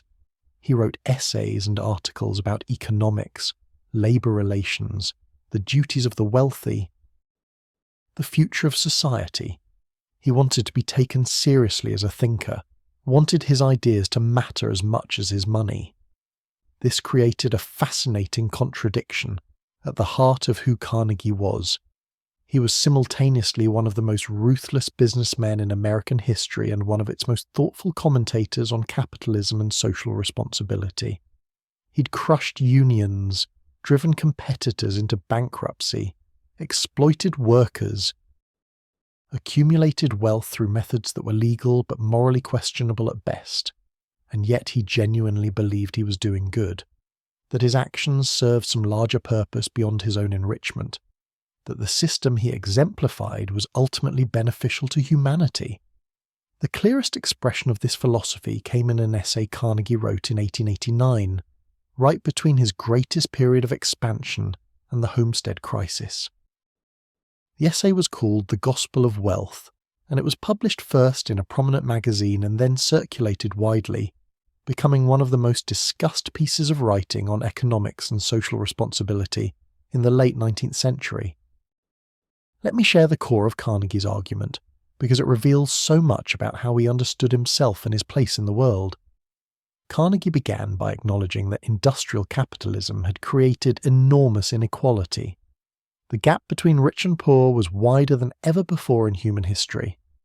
A small number of industrialists and financiers had accumulated wealth that would have made kings and emperors of previous ages seem poor by comparison. While workers lived on minimal wages and faced economic insecurity, this inequality, Carnegie admitted, was stark and troubling. But, and this was crucial to Carnegie's argument, this inequality was necessary and ultimately beneficial. Why? Because capitalism, with all its harshness, produced more wealth than any previous economic system. It created abundance. It generated the surplus that made progress possible. Yes, some people accumulated vast fortunes while others struggled, but everyone was better off than they would have been under previous systems. A worker in Carnegie's mills earned more and lived better than a medieval peasant, or even than workers in previous generations. The system created winners and losers, but even the losers were ahead of where they would have been under different arrangements. Moreover, Carnegie argued, concentrating wealth in the hands of a few exceptional individuals was more efficient than distributing it widely. Not everyone had the talent to use wealth productively. Most people, if given large sums of money, would waste it on immediate consumption rather than investing it wisely.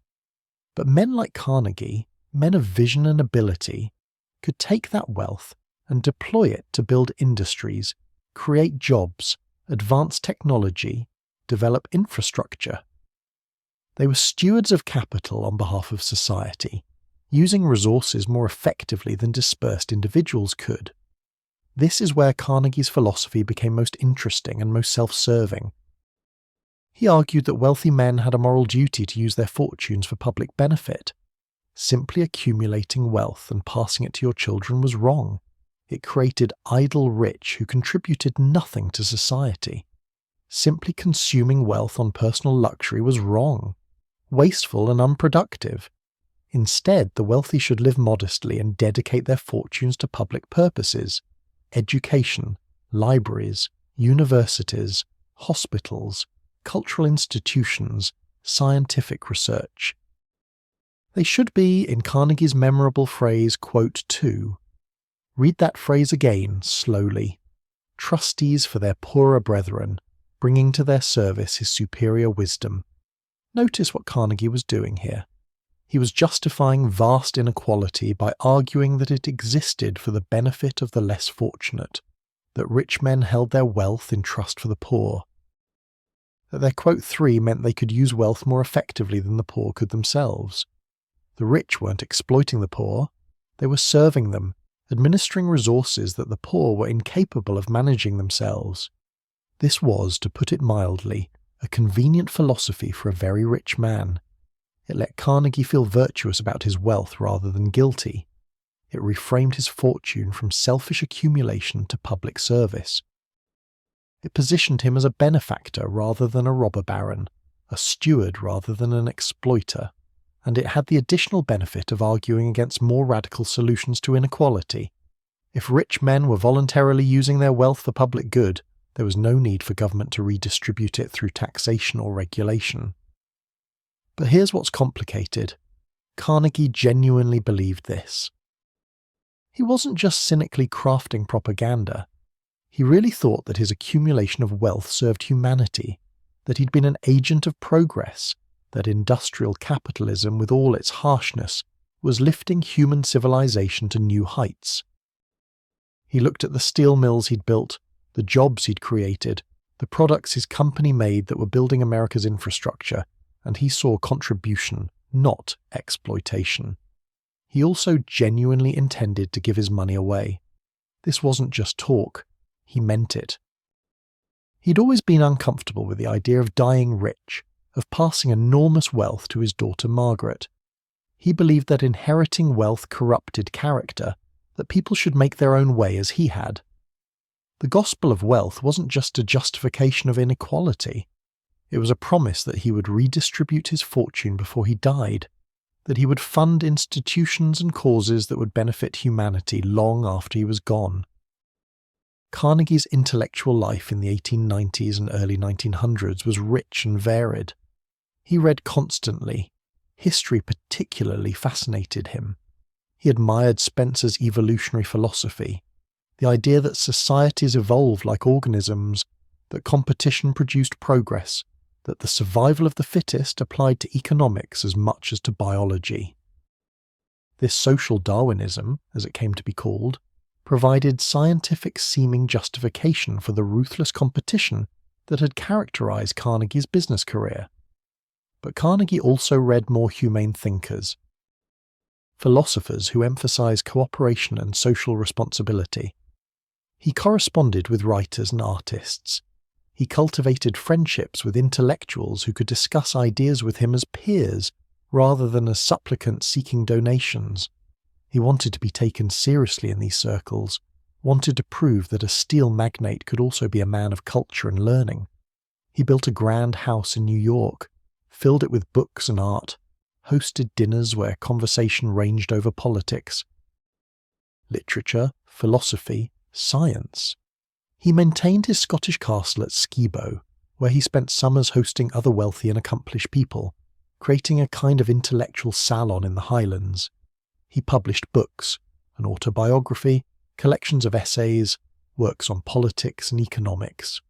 He genuinely enjoyed thinking and writing, found satisfaction in intellectual work that was different from, but perhaps equal to the satisfaction he'd found in building his business empire. This created the strange duality of Carnegie's later life.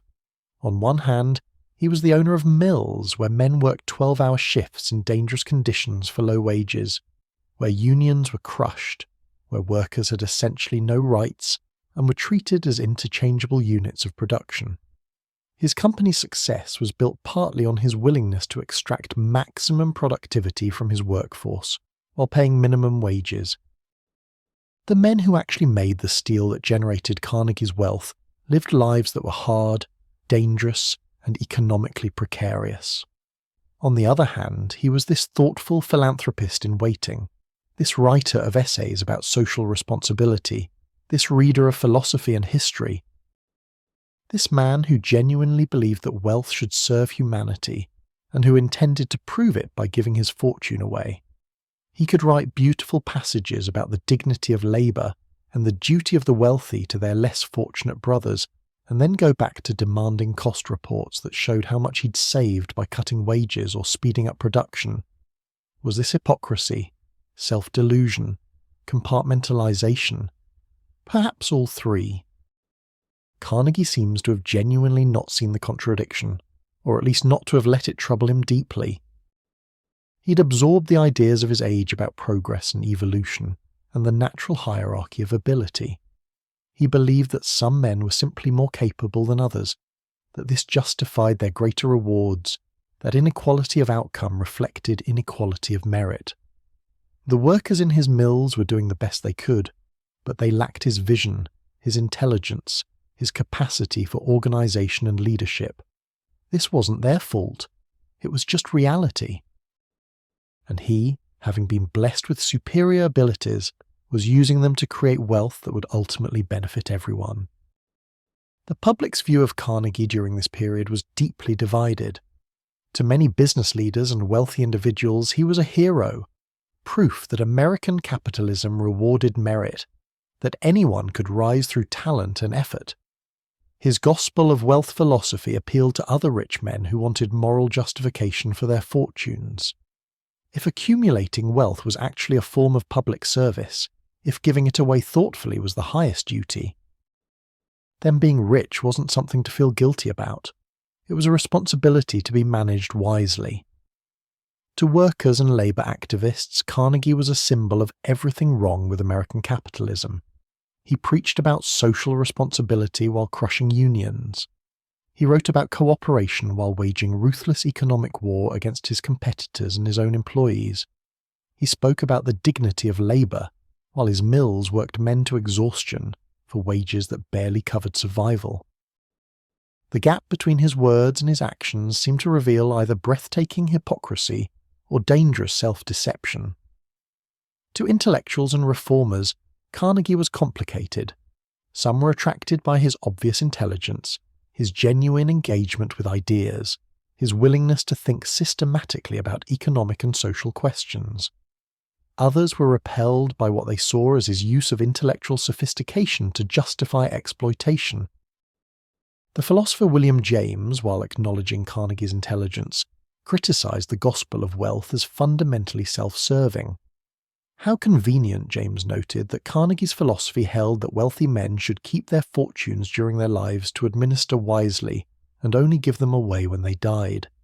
This meant Carnegie got to enjoy his wealth and power throughout his life, while feeling virtuous about his eventual plans to redistribute it. And ordinary people, those who weren't workers in his mills or readers of philosophical essays, had mixed feelings shaped largely by what they'd heard or experienced. Some admired his rise from poverty, saw him as embodying American opportunity. Others knew only that he was fantastically rich, while many Americans struggled, that his mills were dangerous places where men died or were maimed, that he'd been involved somehow in that terrible violence at Homestead. The name Carnegie meant different things to different people: success or exploitation, genius or greed, benefactor or robber baron. Carnegie himself, it seems, preferred to focus on his intellectual life and his philanthropic plans, rather than on the contradictions of his position. He was in his 60s by 1900, had been building his steel empire for 25 years, and was increasingly thinking about what would come next. He'd proven he could make money.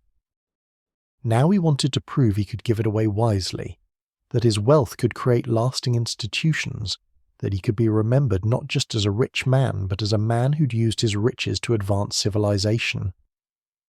But he wasn't ready to retire yet. The business still fascinated him. The competitive challenges still engaged him.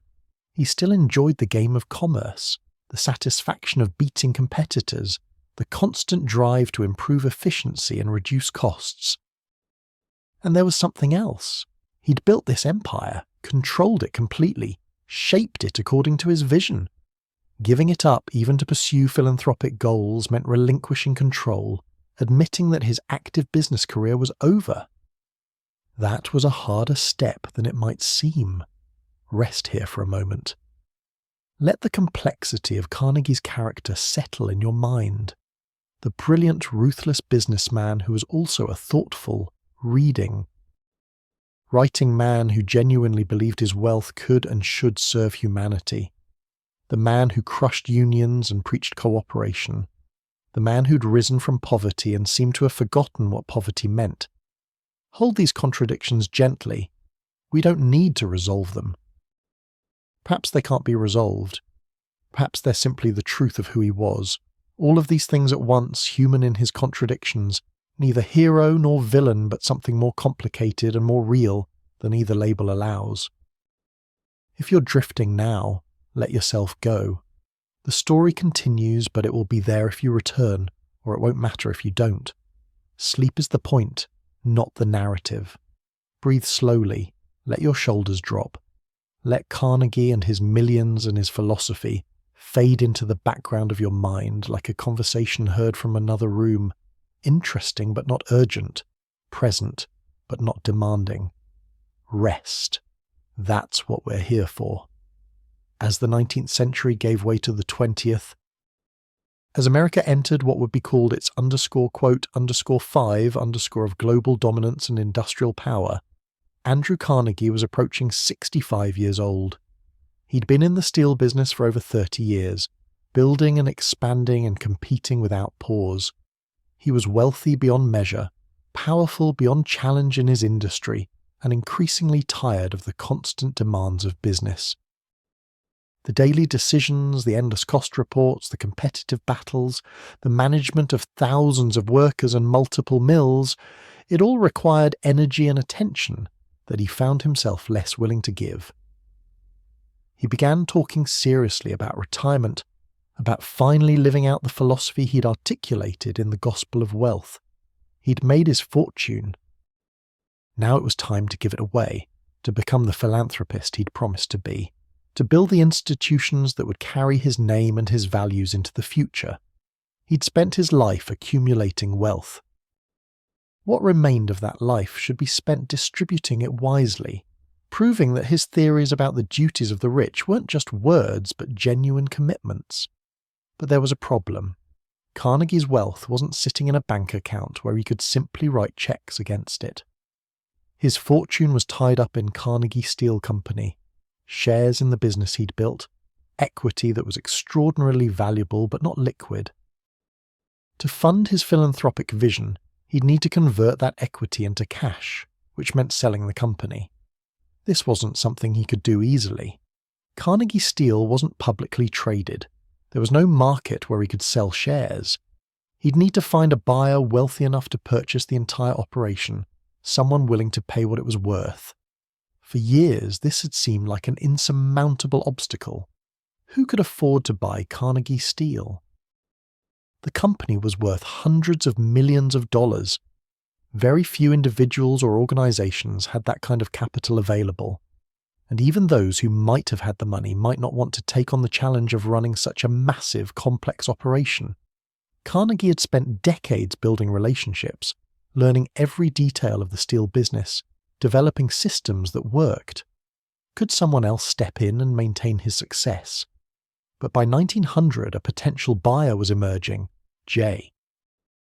P. Morgan, the most powerful banker in America and perhaps in the world.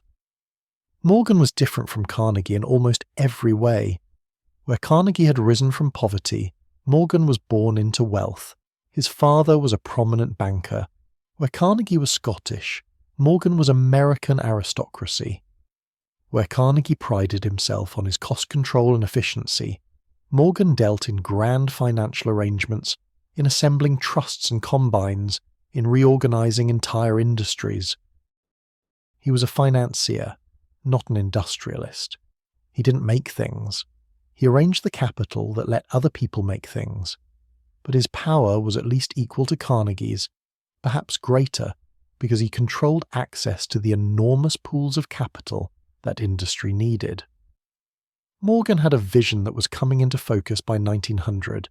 He wanted to combine the major steel companies into a single enormous corporation that would dominate the industry completely. Not through efficiency and cost control like Carnegie, but through sheer size and market power. If you controlled enough of the industry, you could set prices, manage competition, guarantee steady profits. It was a different philosophy from Carnegie's, but potentially just as effective. The problem with Morgan's vision was that it couldn't work without Carnegie Steel. Carnegie's company was the most efficient, most profitable, best-positioned steel operation in America. Any trust that excluded Carnegie would face devastating competition from him. But if Morgan could acquire Carnegie Steel, if he could make it the centerpiece of his consolidated steel corporation, then the combination would be unassailable. It would control American steel production so completely that no independent competitor could challenge it. Through intermediaries, Morgan began exploring whether Carnegie might be willing to sell. The timing was right in multiple ways. Carnegie wanted to retire. He needed liquidity for his philanthropic plans, and perhaps most importantly, his relationship with Henry Clay Frick had deteriorated into open warfare. Frick, still involved in managing Carnegie Steel, had clashed repeatedly with Carnegie over strategy and control. The two men had sued each other, hurled accusations, made their mutual animosity public. The partnership that had seemed so effective was now poisonous. For Carnegie, selling the company meant escaping that conflict, no longer having to work with someone he'd come to despise. The negotiations took months and involved intermediaries because Carnegie and Morgan, despite being two of the most powerful men in America, operated in different spheres and didn't have a direct personal relationship. Morgan sent Charles Schwab, a steel executive who knew both men, to sound out Carnegie's willingness to sell. Carnegie indicated he might be interested at the right price. Morgan wanted to know what that price was. Here's where the story takes on an almost mythical quality. One of those moments that gets told and retold until it's hard to separate fact from legend. But this much seems true. In early 1901, Carnegie wrote a number on a piece of paper, not a negotiation. Not an opening offer subject to haggling, just a single number, $480 million. That was the price for Carnegie Steel Company. Everything, complete control, no contingencies. Take it or leave it, $480 million. Let that number settle for a moment. This was more money than most people could conceptualize. It was more than many national governments controlled. It was, adjusted for inflation and economic growth, equivalent to somewhere around $400 billion today. Carnegie was asking for a sum that would make him, at least temporarily, the richest human being who had ever lived. The number reached Morgan through the intermediaries, and Morgan, this is the part that seemed to surprise everyone, accepted it immediately. No haggling, no attempt to negotiate downward, just, quote 6. Perhaps Morgan understood that Carnegie wasn't playing games, that if he tried to negotiate, Carnegie would simply refuse to sell. Perhaps Morgan believed the company was worth every penny Carnegie was asking and more. Perhaps Morgan was so focused on his vision of the Steel Trust that price became secondary to accomplishment. Whatever his reasoning, the deal was done with a speed that was shocking given its size. The legal and financial arrangements took months to finalize. Morgan was assembling multiple steel companies, not just buying Carnegie's, but Carnegie Steel was the crown jewel, the acquisition that made everything else possible. When the deal closed in the spring of 1901, the United States Steel Corporation was created, the first billion-dollar corporation in American history. Its market capitalization exceeded $1.4 billion, a number that seemed almost fictional in its immensity. It controlled about 65% of American steel production, employed over 160,000 workers, operated dozens of mills and mines and railroads and shipping fleets across multiple states. It was industrial consolidation at a scale never before attempted. Carnegie received his $480 million in bonds, interest-bearing securities that would pay him regular income. These bonds made his fortune liquid for the first time. Instead of owning a steel company that was valuable but couldn't easily be converted to cash, he now owned securities he could sell or use as he wished. The philanthropist he'd promised to become was finally financially positioned to keep those promises. The day the deal closed, Carnegie is reported to have said to Morgan, quote 7. And Morgan supposedly replied, quote 8. Both statements were true, but Carnegie's response to his new status is revealing of his psychology. He'd achieved something unprecedented, accumulated wealth that exceeded that of kings and emperors, that made him the richest individual human being alive. But instead of triumphalism or celebration, Carnegie seems to have felt mostly relief. He was free. The burden of running the business, the constant competition, the labour troubles, the conflicts with Frick, all of it was now Morgan's problem. Carnegie could finally do what he'd been talking about for years, give his money away. There's a story, possibly apocryphal but emotionally true even if the details are uncertain, that Carnegie encountered Morgan sometime after the sale was finalised. Carnegie mentioned that he probably could have gotten more money if he'd held out, that Morgan would have paid $500 million or even more to secure the deal. Morgan supposedly replied that yes, Carnegie probably could have gotten more, and then added something Carnegie never forgot. Quote, 9.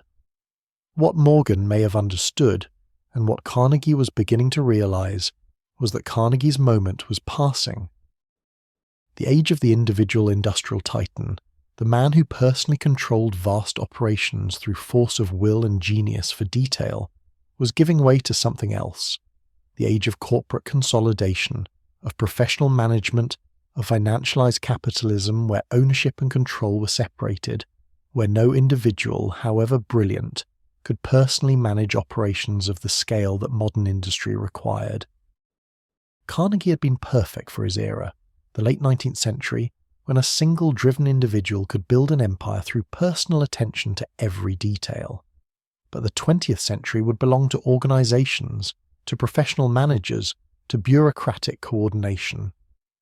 US Steel was a preview of this future, too large for any one person to truly control, run by committees and hierarchies, answerable to shareholders rather than dominated by an owner. Carnegie's genius was recognizing this, consciously or unconsciously, and selling at the peak of his power rather than trying to hold on into an age that would have diminished him. The sale also meant something profound about what Carnegie could now do with his life. For 35 years since he'd left the Pennsylvania Railroad, business had consumed him. Every day was about the company, checking costs, reviewing reports, planning expansion, fighting competition, managing partnerships. Even when he was in Scotland or New York rather than Pittsburgh, even when he was reading or writing or entertaining intellectuals, the business was always there in the background, demanding attention, requiring decisions. Now, suddenly, that burden was lifted. At 65 years old, Carnegie was retired, wealthier than anyone had ever been, and free to focus entirely on the philanthropic vision he'd articulated, but never quite had time to fully implement. The Gospel of Wealth had been written in 1889, 12 years earlier, and in that time Carnegie had made some charitable gifts. He'd funded some libraries, supported some causes, but nothing systematic, nothing that approached the scale his philosophy demanded. He'd been too busy making money to give it away properly. That was about to change. With $480 million in bonds generating steady income, with no business to run, with perhaps 15 or 20 years of life remaining, Carnegie could finally become the philanthropist he'd promised to be. This prospect seems to have genuinely excited him, perhaps more than the sale price itself. He'd proven he could make money. That was accomplished, undeniable. Now he wanted to prove something else, that he could give it away wisely, that his wealth could create lasting good, that his life would mean something beyond the accumulation of dollars. There was also, perhaps, a sense that philanthropic achievement could rehabilitate his reputation. Homestead still shadowed him. The criticisms of his business methods still stung. The label quote 10 still appeared in articles about him. But if he gave away his fortune thoughtfully, if he built institutions that served humanity, if he dedicated his remaining years to public benefit rather than private gain, perhaps he could be remembered differently. Perhaps the giving could redeem the getting. Perhaps Carnegie the philanthropist could overshadow Carnegie the steel magnate who'd crushed unions and driven competitors into bankruptcy. Whether such redemption was possible, whether philanthropy could wash away the moral stains of how the money was made, was a question that reasonable people could debate. But Carnegie seemed to believe it was possible, or at least hoped it was. He'd sold his company. He'd converted his fortune to liquid form. He'd freed himself from business obligations. Now came the test that would determine his legacy. Could he give away $480 million wisely? Could he create institutions that would outlast him and serve future generations? Could he prove that the gospel of wealth was more than just convenient self-justification? The rest of his life would be his answer to those questions, and we'll explore that answer slowly, gently, seeing what he built and what it meant. But for now, rest with this image of transition. A 65-year-old man, the richest in the world, standing at a pivot point between accumulation and distribution, between making and giving, between the life he'd lived and the life he hoped to live. The steel mills would go on without him, would keep producing under Morgan's ownership, but they'd no longer be Carnegie's concern. His concern now was libraries and universities and peace foundations, was building with money instead of with iron, was creating legacy through giving rather than through getting. Breathe slowly. Let that transition settle in your mind. If you're drifting towards sleep, let yourself go. There's no need to hold on. The story will be there if you return to it, or it won't matter if you don't. Rest. That's what we're here for. Close your eyes if they're still open.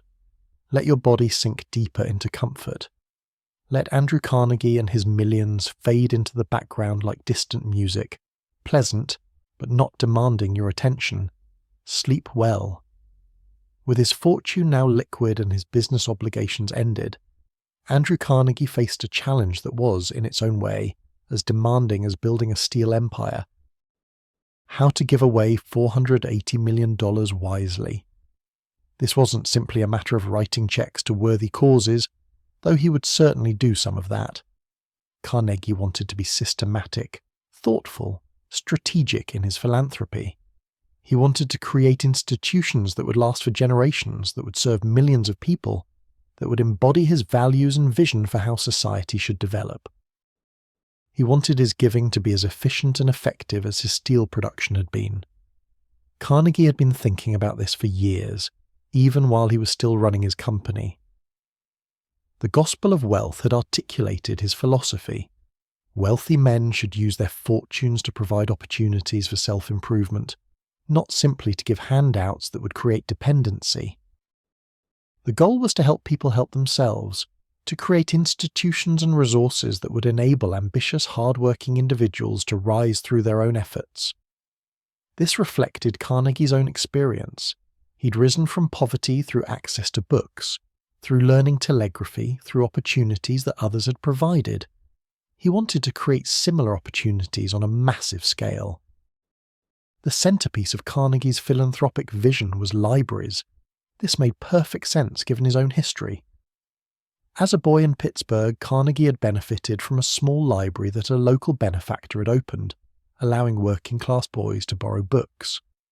Those books had been Carnegie's education, had opened worlds to him that would otherwise have remained closed. He'd never forgotten that gift, that access to knowledge that his family couldn't have afforded to purchase. Now he would repay that debt 1,000 times over by building libraries across America and throughout the English-speaking world. Beginning in earnest after 1901, Carnegie funded the construction of public libraries in cities and towns across the United States. His offer was consistent. He would pay for the building if the local community would provide the land and commit to funding the library's ongoing operations, buying books, paying librarians, keeping the doors open. This requirement meant that communities had to want the library, had to be willing to support it. Carnegie wasn't imposing libraries on unwilling towns. He was enabling communities that valued education and self-improvement to have institutions they couldn't otherwise afford. The libraries followed certain design principles that Carnegie believed were important. They should be beautiful buildings that conveyed respect for learning and for the people who used them. Working-class people deserved beauty, deserved buildings that weren't just functional, but inspiring. The libraries should be welcoming, open to everyone regardless of class or background, and they should be practical, designed to efficiently house books and serve readers. Carnegie reviewed architectural plans, suggested modifications, pushed for designs that balanced aesthetics and function. By the time he was finished, Carnegie had funded 2,509 libraries. Let that number settle. 2,509 buildings dedicated to public education, scattered across America and into Canada, Britain, Australia, New Zealand, anywhere English was spoken, and communities wanted to build libraries. In small towns and large cities, in rural areas and urban centres, Carnegie's libraries opened, providing free access to books, to knowledge, to the tools of self-improvement he believed were essential to human dignity and progress. These libraries served millions of people over decades. Generations of children learned to read in Carnegie libraries.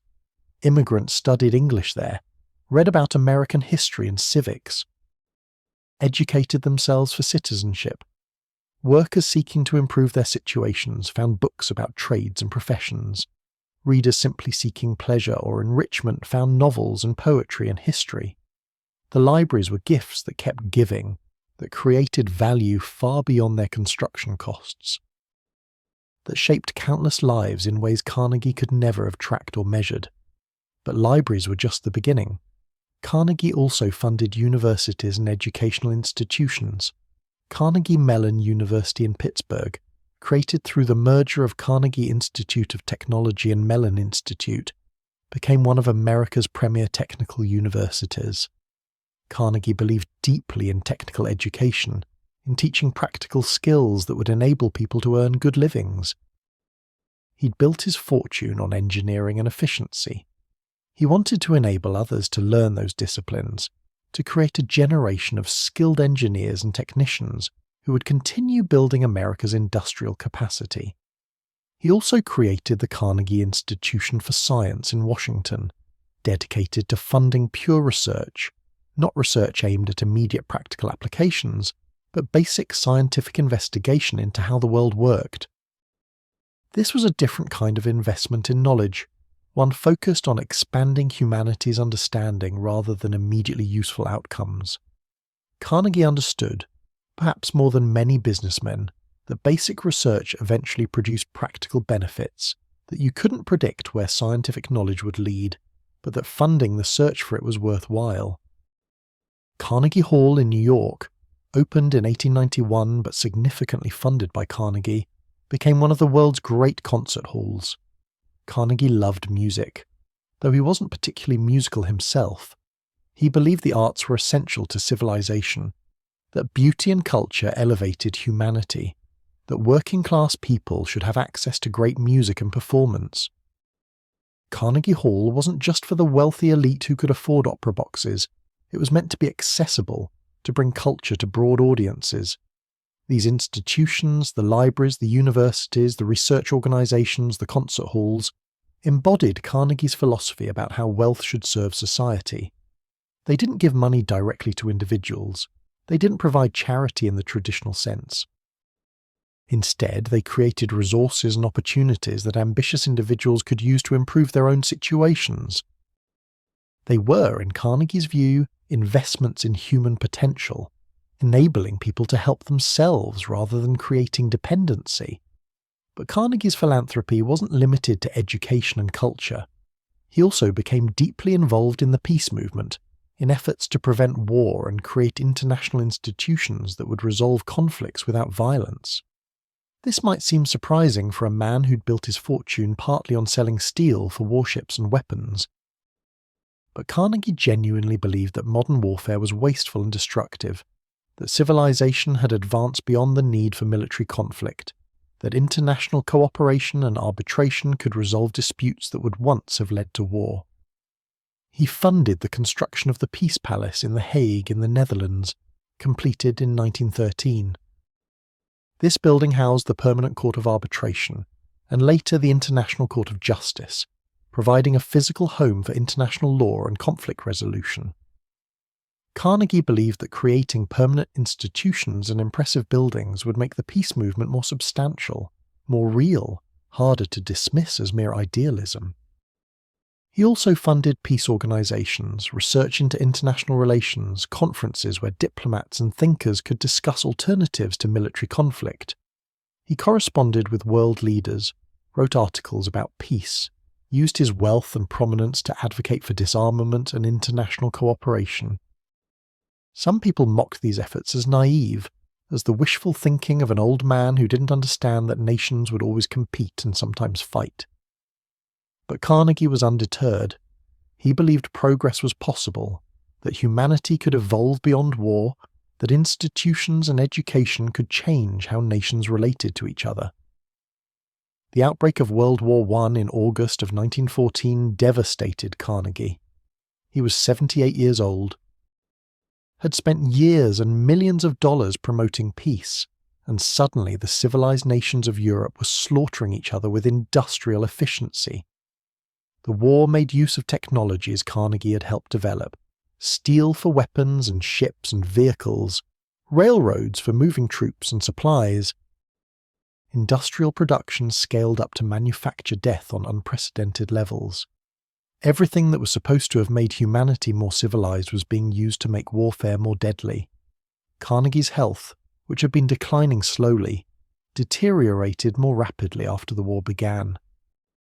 He was despondent, feeling that his peace work had failed, that he'd been naive to think nations could be persuaded to give up war. He continued his philanthropic work, but the joy seemed to have gone out of it. The world he'd hoped to help build, peaceful, progressive, rational, was destroying itself, and there was nothing he could do to stop it. In his personal life, Carnegie's later years were quiet and comfortable. He'd married Louise Whitfield in 1887, when he was 51 and she was 30. Their only child, Margaret, was born in 1897. Carnegie was a doting father, devoted to his daughter in ways that might have surprised people who knew only his business reputation. He played with her, read to her, involved her in his philanthropic discussions, clearly hoping she'd inherit not his wealth — he intended to give most of that away — but his values and his sense of responsibility to serve humanity. Louise managed their homes. They had houses in New York and Scotland, and largely stayed out of the public eye. She supported Carnegie's philanthropic work, hosted the social events that his position required, and provided the domestic stability that allowed him to focus on his giving. Their marriage seems to have been genuinely happy, a late-life partnership that gave Carnegie comfort and companionship during his final years. As Carnegie aged through his 70s, as his philanthropic achievements mounted, his public reputation underwent a remarkable transformation. The harsh criticism that had followed Homestead began to fade. The label robber baron was still sometimes applied, but less frequently, less harshly. Increasingly, Carnegie was seen as a philanthropist first and a businessman second.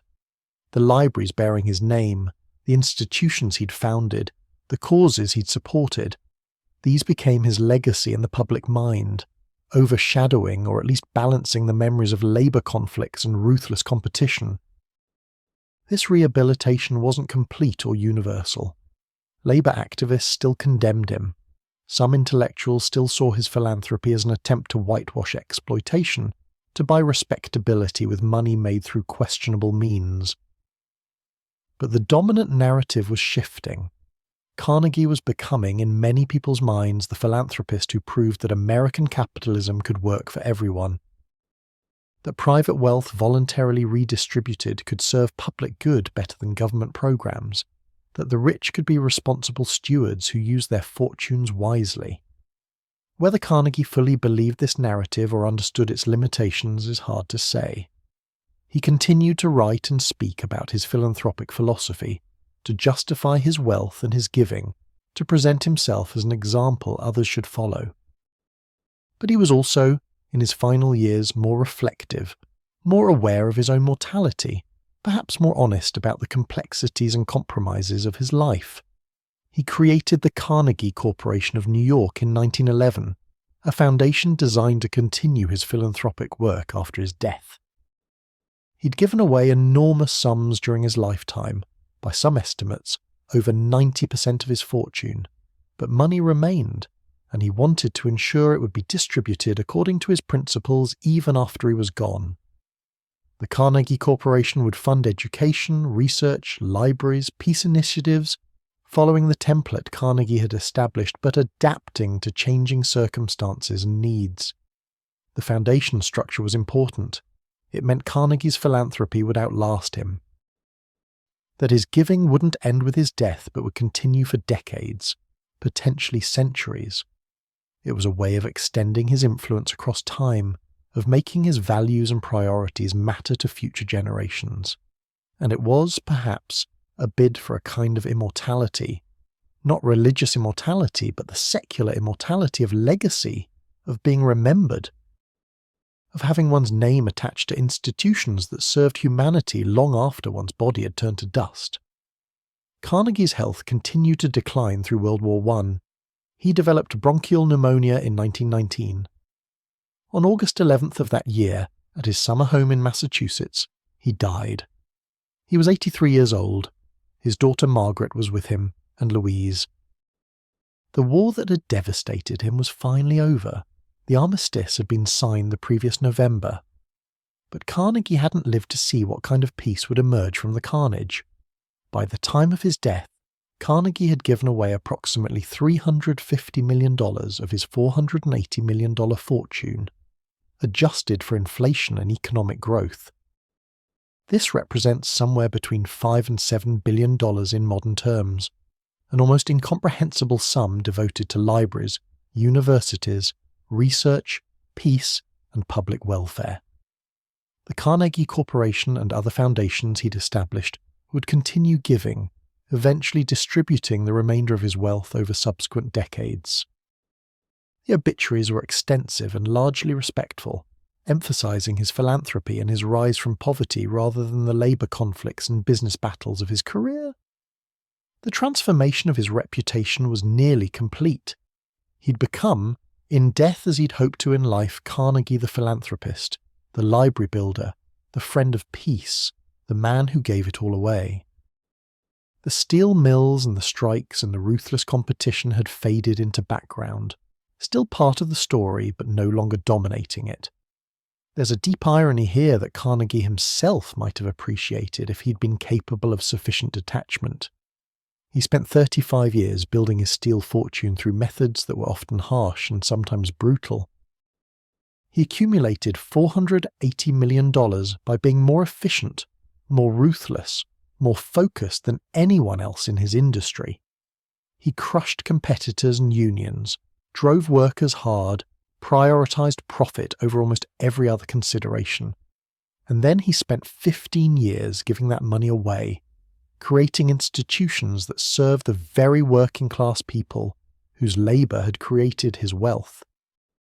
The irony is that the giving is what he's remembered for. Ask people today about Andrew Carnegie, and most will say libraries.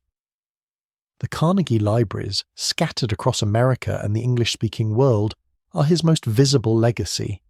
His name on university buildings, on concert halls, on foundations, this is what persists.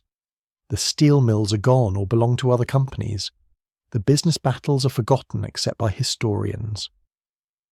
But the libraries remain, still serving readers, still providing free access to books and knowledge, still embodying Carnegie's belief that education and self-improvement were the keys to human progress. Did the giving redeem the getting? That's a question each person has to answer for themselves. There's no objective measure, no formula that can calculate whether $350 million in charitable giving balances against the suffering of workers in Carnegie's mills, against the violence at Homestead, against the competitors destroyed and the communities disrupted by his business practices. Some people believe that good works redeem prior sins, that Carnegie's philanthropy earned him a kind of absolution. Others believe that money made through exploitation remains tainted regardless of how it's later distributed, that you can't wash away fundamental moral failures with charitable gifts. Carnegie himself seemed to believe that giving could redeem, or at least balance, the circumstances of acquisition. His entire philanthropic philosophy rested on that belief, that wealthy men could and should use their fortunes to benefit society, that proper distribution made the original accumulation not just acceptable, but beneficial. Whether he fully convinced himself, whether he died believing he'd successfully transformed from robber baron to benefactor, we can't truly know, but he tried. He gave away his fortune systematically and thoughtfully, created lasting institutions, influenced how subsequent generations of wealthy Americans thought about philanthropy. That has to count for something, even if it doesn't resolve all the moral questions his life raises. Rest here for a moment, with this image of Carnegie at the end, an old man, wealthy in accomplishment if no longer in dollars, having given away nearly everything he had accumulated, surrounded by family, dying as World War I was ending, hoping that the world would remember him for the libraries and universities, rather than for the strikes and the ruthlessness. Let that rest in your mind gently. We're approaching the end of our journey with Carnegie, coming to the place where we'll step back and try to see his entire life in perspective. But there's no rush. Breathe slowly. If you're drifting into sleep, let yourself go. The story has served its purpose if it's carried you toward rest. Close your eyes. Let Carnegie and his contradictions fade like old photographs, present but not demanding, meaningful but not urgent. Sleep is what we're here for. Let it come. Now let's step back from the details of Carnegie's life, from the chronology of his rise and giving, and try to see the whole picture, the entire arc of this remarkable and troubling journey, from Scottish poverty to American wealth to global philanthropy. Because Carnegie's life raises questions that extend far beyond one man's biography. Questions about capitalism and morality, about wealth and responsibility, about how we judge success and what we owe to each other. Think about the sheer improbability of Carnegie's trajectory. A boy born into a weaver's cottage in Scotland, his family so poor they had to emigrate for survival, arriving in America with essentially nothing. Working in a textile mill at 13 for $1.20 per week, changing bobbins 12 hours a day in conditions that could have trapped him forever in poverty. And from that beginning, through intelligence and ambition and timing and ruthlessness and luck, rising to become the richest man in the world, accumulating more wealth than kings and emperors had commanded throughout human history. This is the American dream in its most dramatic form, the idea that origins don't determine destiny, that talent and effort can overcome initial disadvantage, that the child of a failed weaver can reshape an entire industry and accumulate unprecedented fortune. Carnegie proved this was possible. His life demonstrated that the barriers of class and birth that had seemed insurmountable in old world societies could be transcended in America. This was genuine achievement. Remarkable human accomplishment that can't be dismissed or minimized regardless of how we feel about his methods. But that achievement came with costs that were equally real and equally undeniable. The workers in Carnegie's mills who laboured 12-hour shifts in dangerous, exhausting conditions. The men who died at Homestead fighting for the right to negotiate their wages and working conditions. The competitors driven into bankruptcy by Carnegie's willingness to undersell them, even when it meant operating at a loss temporarily. The communities disrupted when Carnegie's efficient operations made older, smaller mills obsolete. These weren't abstractions. They were human beings whose lives were shaped, and sometimes damaged or destroyed, by Carnegie's pursuit of industrial dominance. How do we hold these two truths together? Carnegie the self-made success story, and Carnegie the ruthless industrialist. The man who built libraries, and the man who crushed unions. The philanthropist who believed in helping people help themselves, and the businessman who treated workers as interchangeable units of production, to be worked as hard as possible for as little pay as the market would bear. One approach is to see Carnegie's life as essentially two separate acts, the accumulation phase and the distribution phase, the businessman years and the philanthropist years.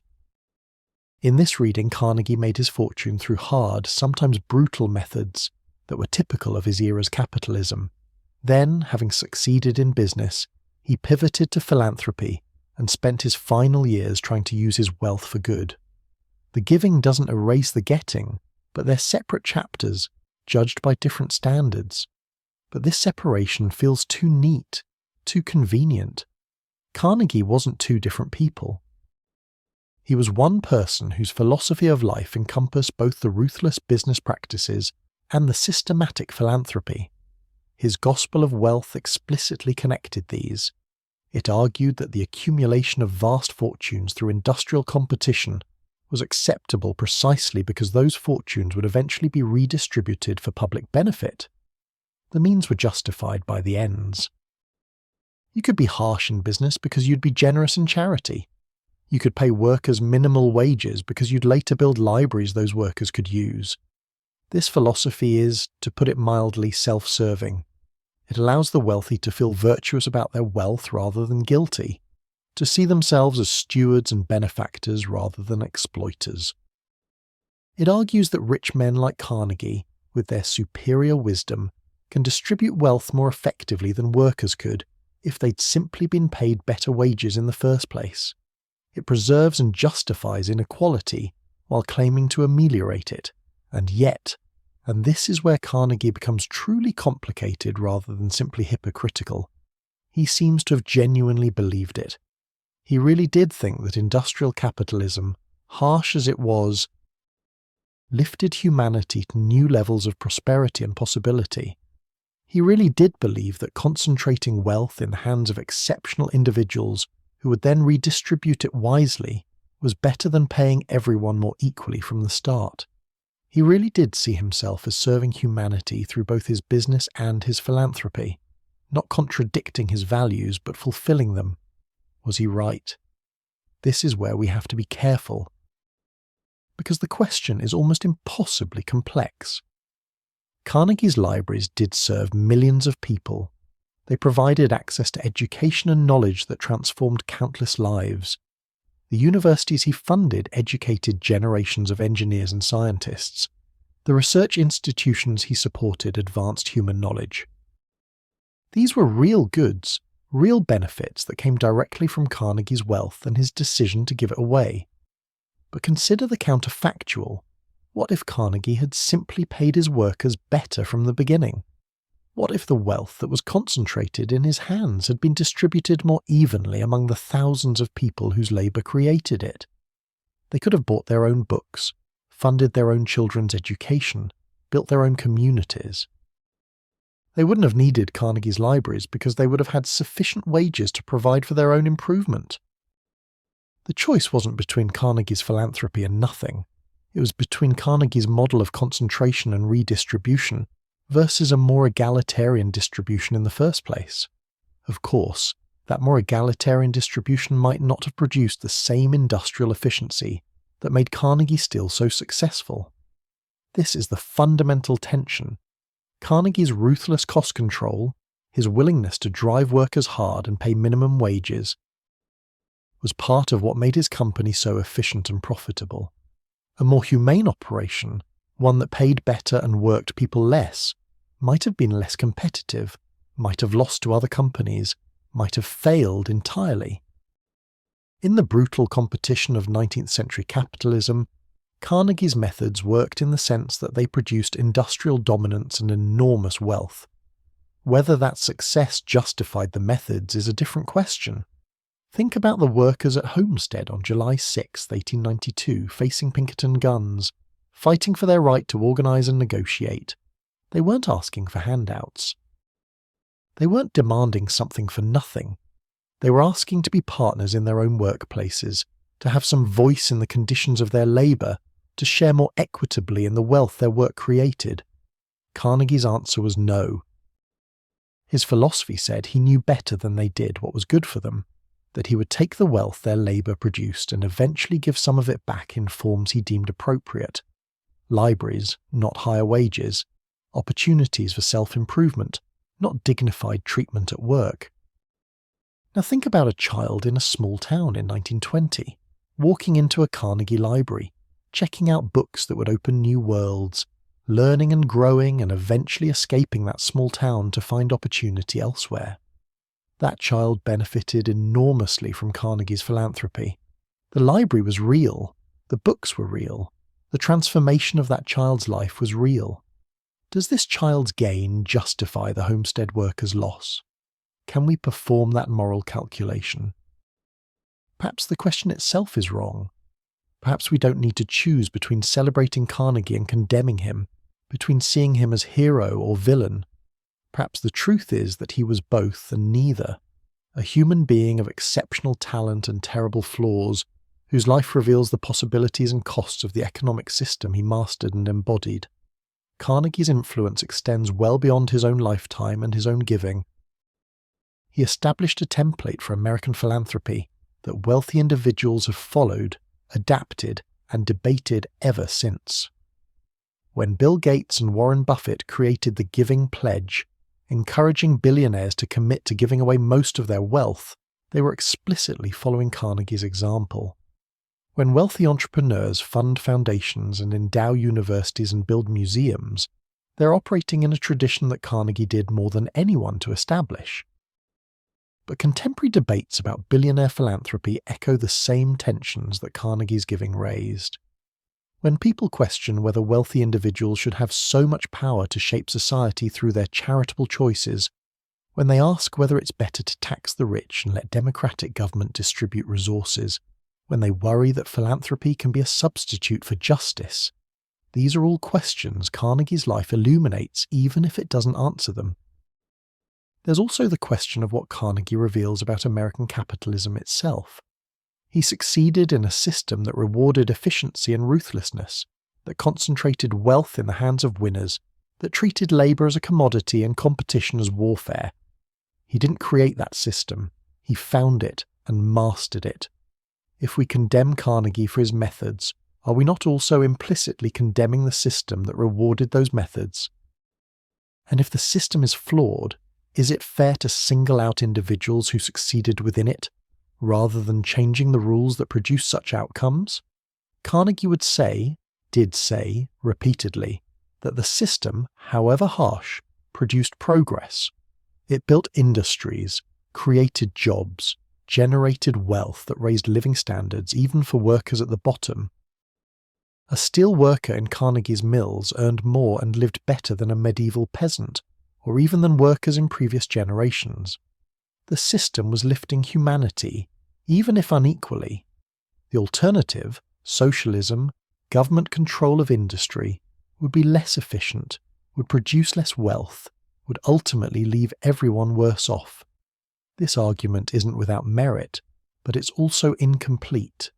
Yes, industrial capitalism produced enormous wealth and material progress, but it also produced inequality, labour strife, environmental damage, boom and bust cycles, and human suffering that wasn't necessary for the progress to occur. The question isn't whether capitalism is better than some idealized alternative, but whether the particular form it took in Carnegie's era, the specific balance between capital and labour, the degree of inequality and ruthlessness, was optimal or even defensible. What's remarkable about Carnegie is that he succeeded so completely on capitalism's terms, and then spent his final years arguing that success obligated him to give it all away. He embraced the system, won the game, and then essentially said the prizes needed to be redistributed. This suggests he understood at some level that simply accumulating and keeping wealth wasn't sufficient, that there were obligations beyond profit maximization, that capitalism needed something like a conscience, or it would tear society apart. Whether his philanthropic solution was adequate is debatable, but the impulse to balance profit with responsibility, to ask what we owe each other beyond market transactions, to think about legacy and purpose beyond wealth, these aren't contemptible. They're recognitions of our social nature, our interdependence, our need for meaning beyond accumulation. In the end, perhaps the most honest thing we can say about Carnegie is that his life contains multitudes, contradictions that can't be resolved but must be acknowledged. He was brilliant and ruthless. He was generous and exploitative. He rose from poverty and forgot what poverty meant. He built institutions that served millions and crushed people who worked for him. He was genuinely devoted to education and peace while building his fortune partly on products that enabled war and treating his workers as obstacles to efficiency rather than human beings deserving respect. These contradictions don't cancel each other out. They coexist, producing a life that's far more interesting and troubling than a simple hero or villain story would be. Carnegie forces us to think about difficult questions without offering easy answers. He shows us what's possible within capitalism, both its remarkable creative power and its capacity for exploitation. He demonstrates that intelligence and hard work can lift someone from poverty to unimaginable wealth, while also revealing the human costs of that journey. The institutions Carnegie built remain. Carnegie Mellon University still educates thousands of students every year. The Carnegie Libraries still serve communities across America and beyond. The Carnegie Corporation still funds education and research. These are lasting achievements, gifts that keep giving. Proof that wealth thoughtfully distributed can create value that extends across generations. No honest reckoning with Carnegie's life can ignore these contributions. But neither can we ignore Homestead, ignore the workers who were casualties of Carnegie's rise, ignore the fact that his philanthropy was enabled by methods that concentrated wealth, by keeping it from the people who created it. The good he did doesn't erase the harm. The harm doesn't negate the good. Both are true, both are part of his legacy. Perhaps what Carnegie's life teaches us most clearly is that we need better systems, structures that don't require choosing between industrial efficiency and human dignity, that don't depend on the voluntary beneficence of billionaires to provide public goods, that distribute both wealth and power more equitably from the beginning. Carnegie was exceptional, But a just society can't depend on exceptional individuals choosing to be generous.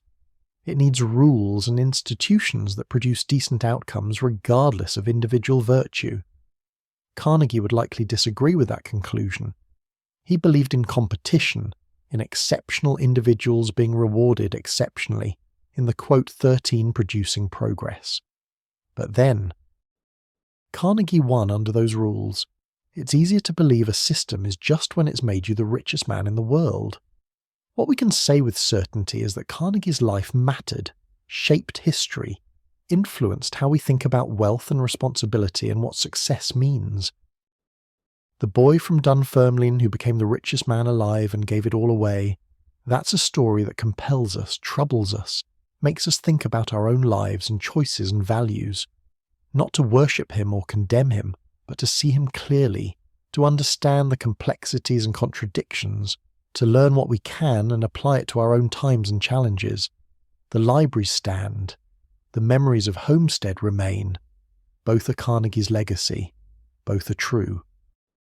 And perhaps that's exactly as it should be. Not resolving into simple judgment, but staying complex, staying troubling, staying human. Carnegie was, above all, human, capable of greatness and smallness, of building and destroying, of wisdom and blindness. Just like the rest of us, only with more money and more impact and more contradiction held in a single life. Let that complexity rest in your mind gently, without needing to solve it. Carnegie is gone. Has been gone for over a century now. The steel mills he built have closed or changed hands. The fortune he made has been given away. What remains are the institutions, the memories, the questions his life raises about how we should live, what we owe each other, how to judge success and meaning and legacy. These are questions worth contemplating, but not tonight. Not now.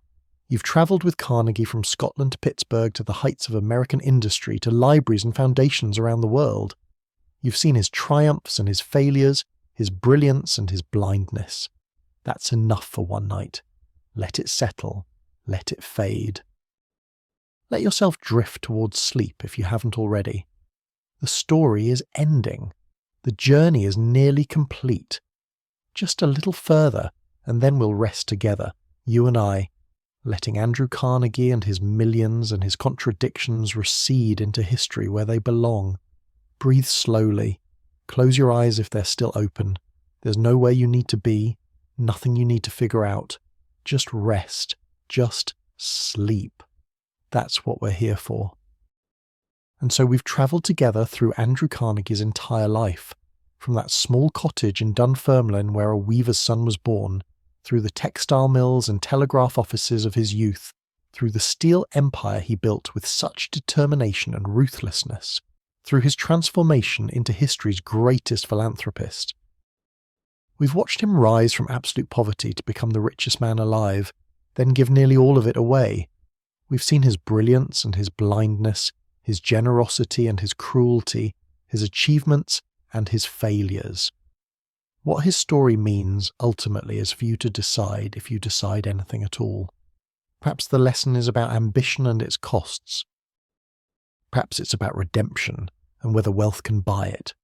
Perhaps it's simply a reminder that human beings are complicated, that we contain contradictions, that the same person can build libraries and crush unions, can rise from nothing and forget what nothing felt like.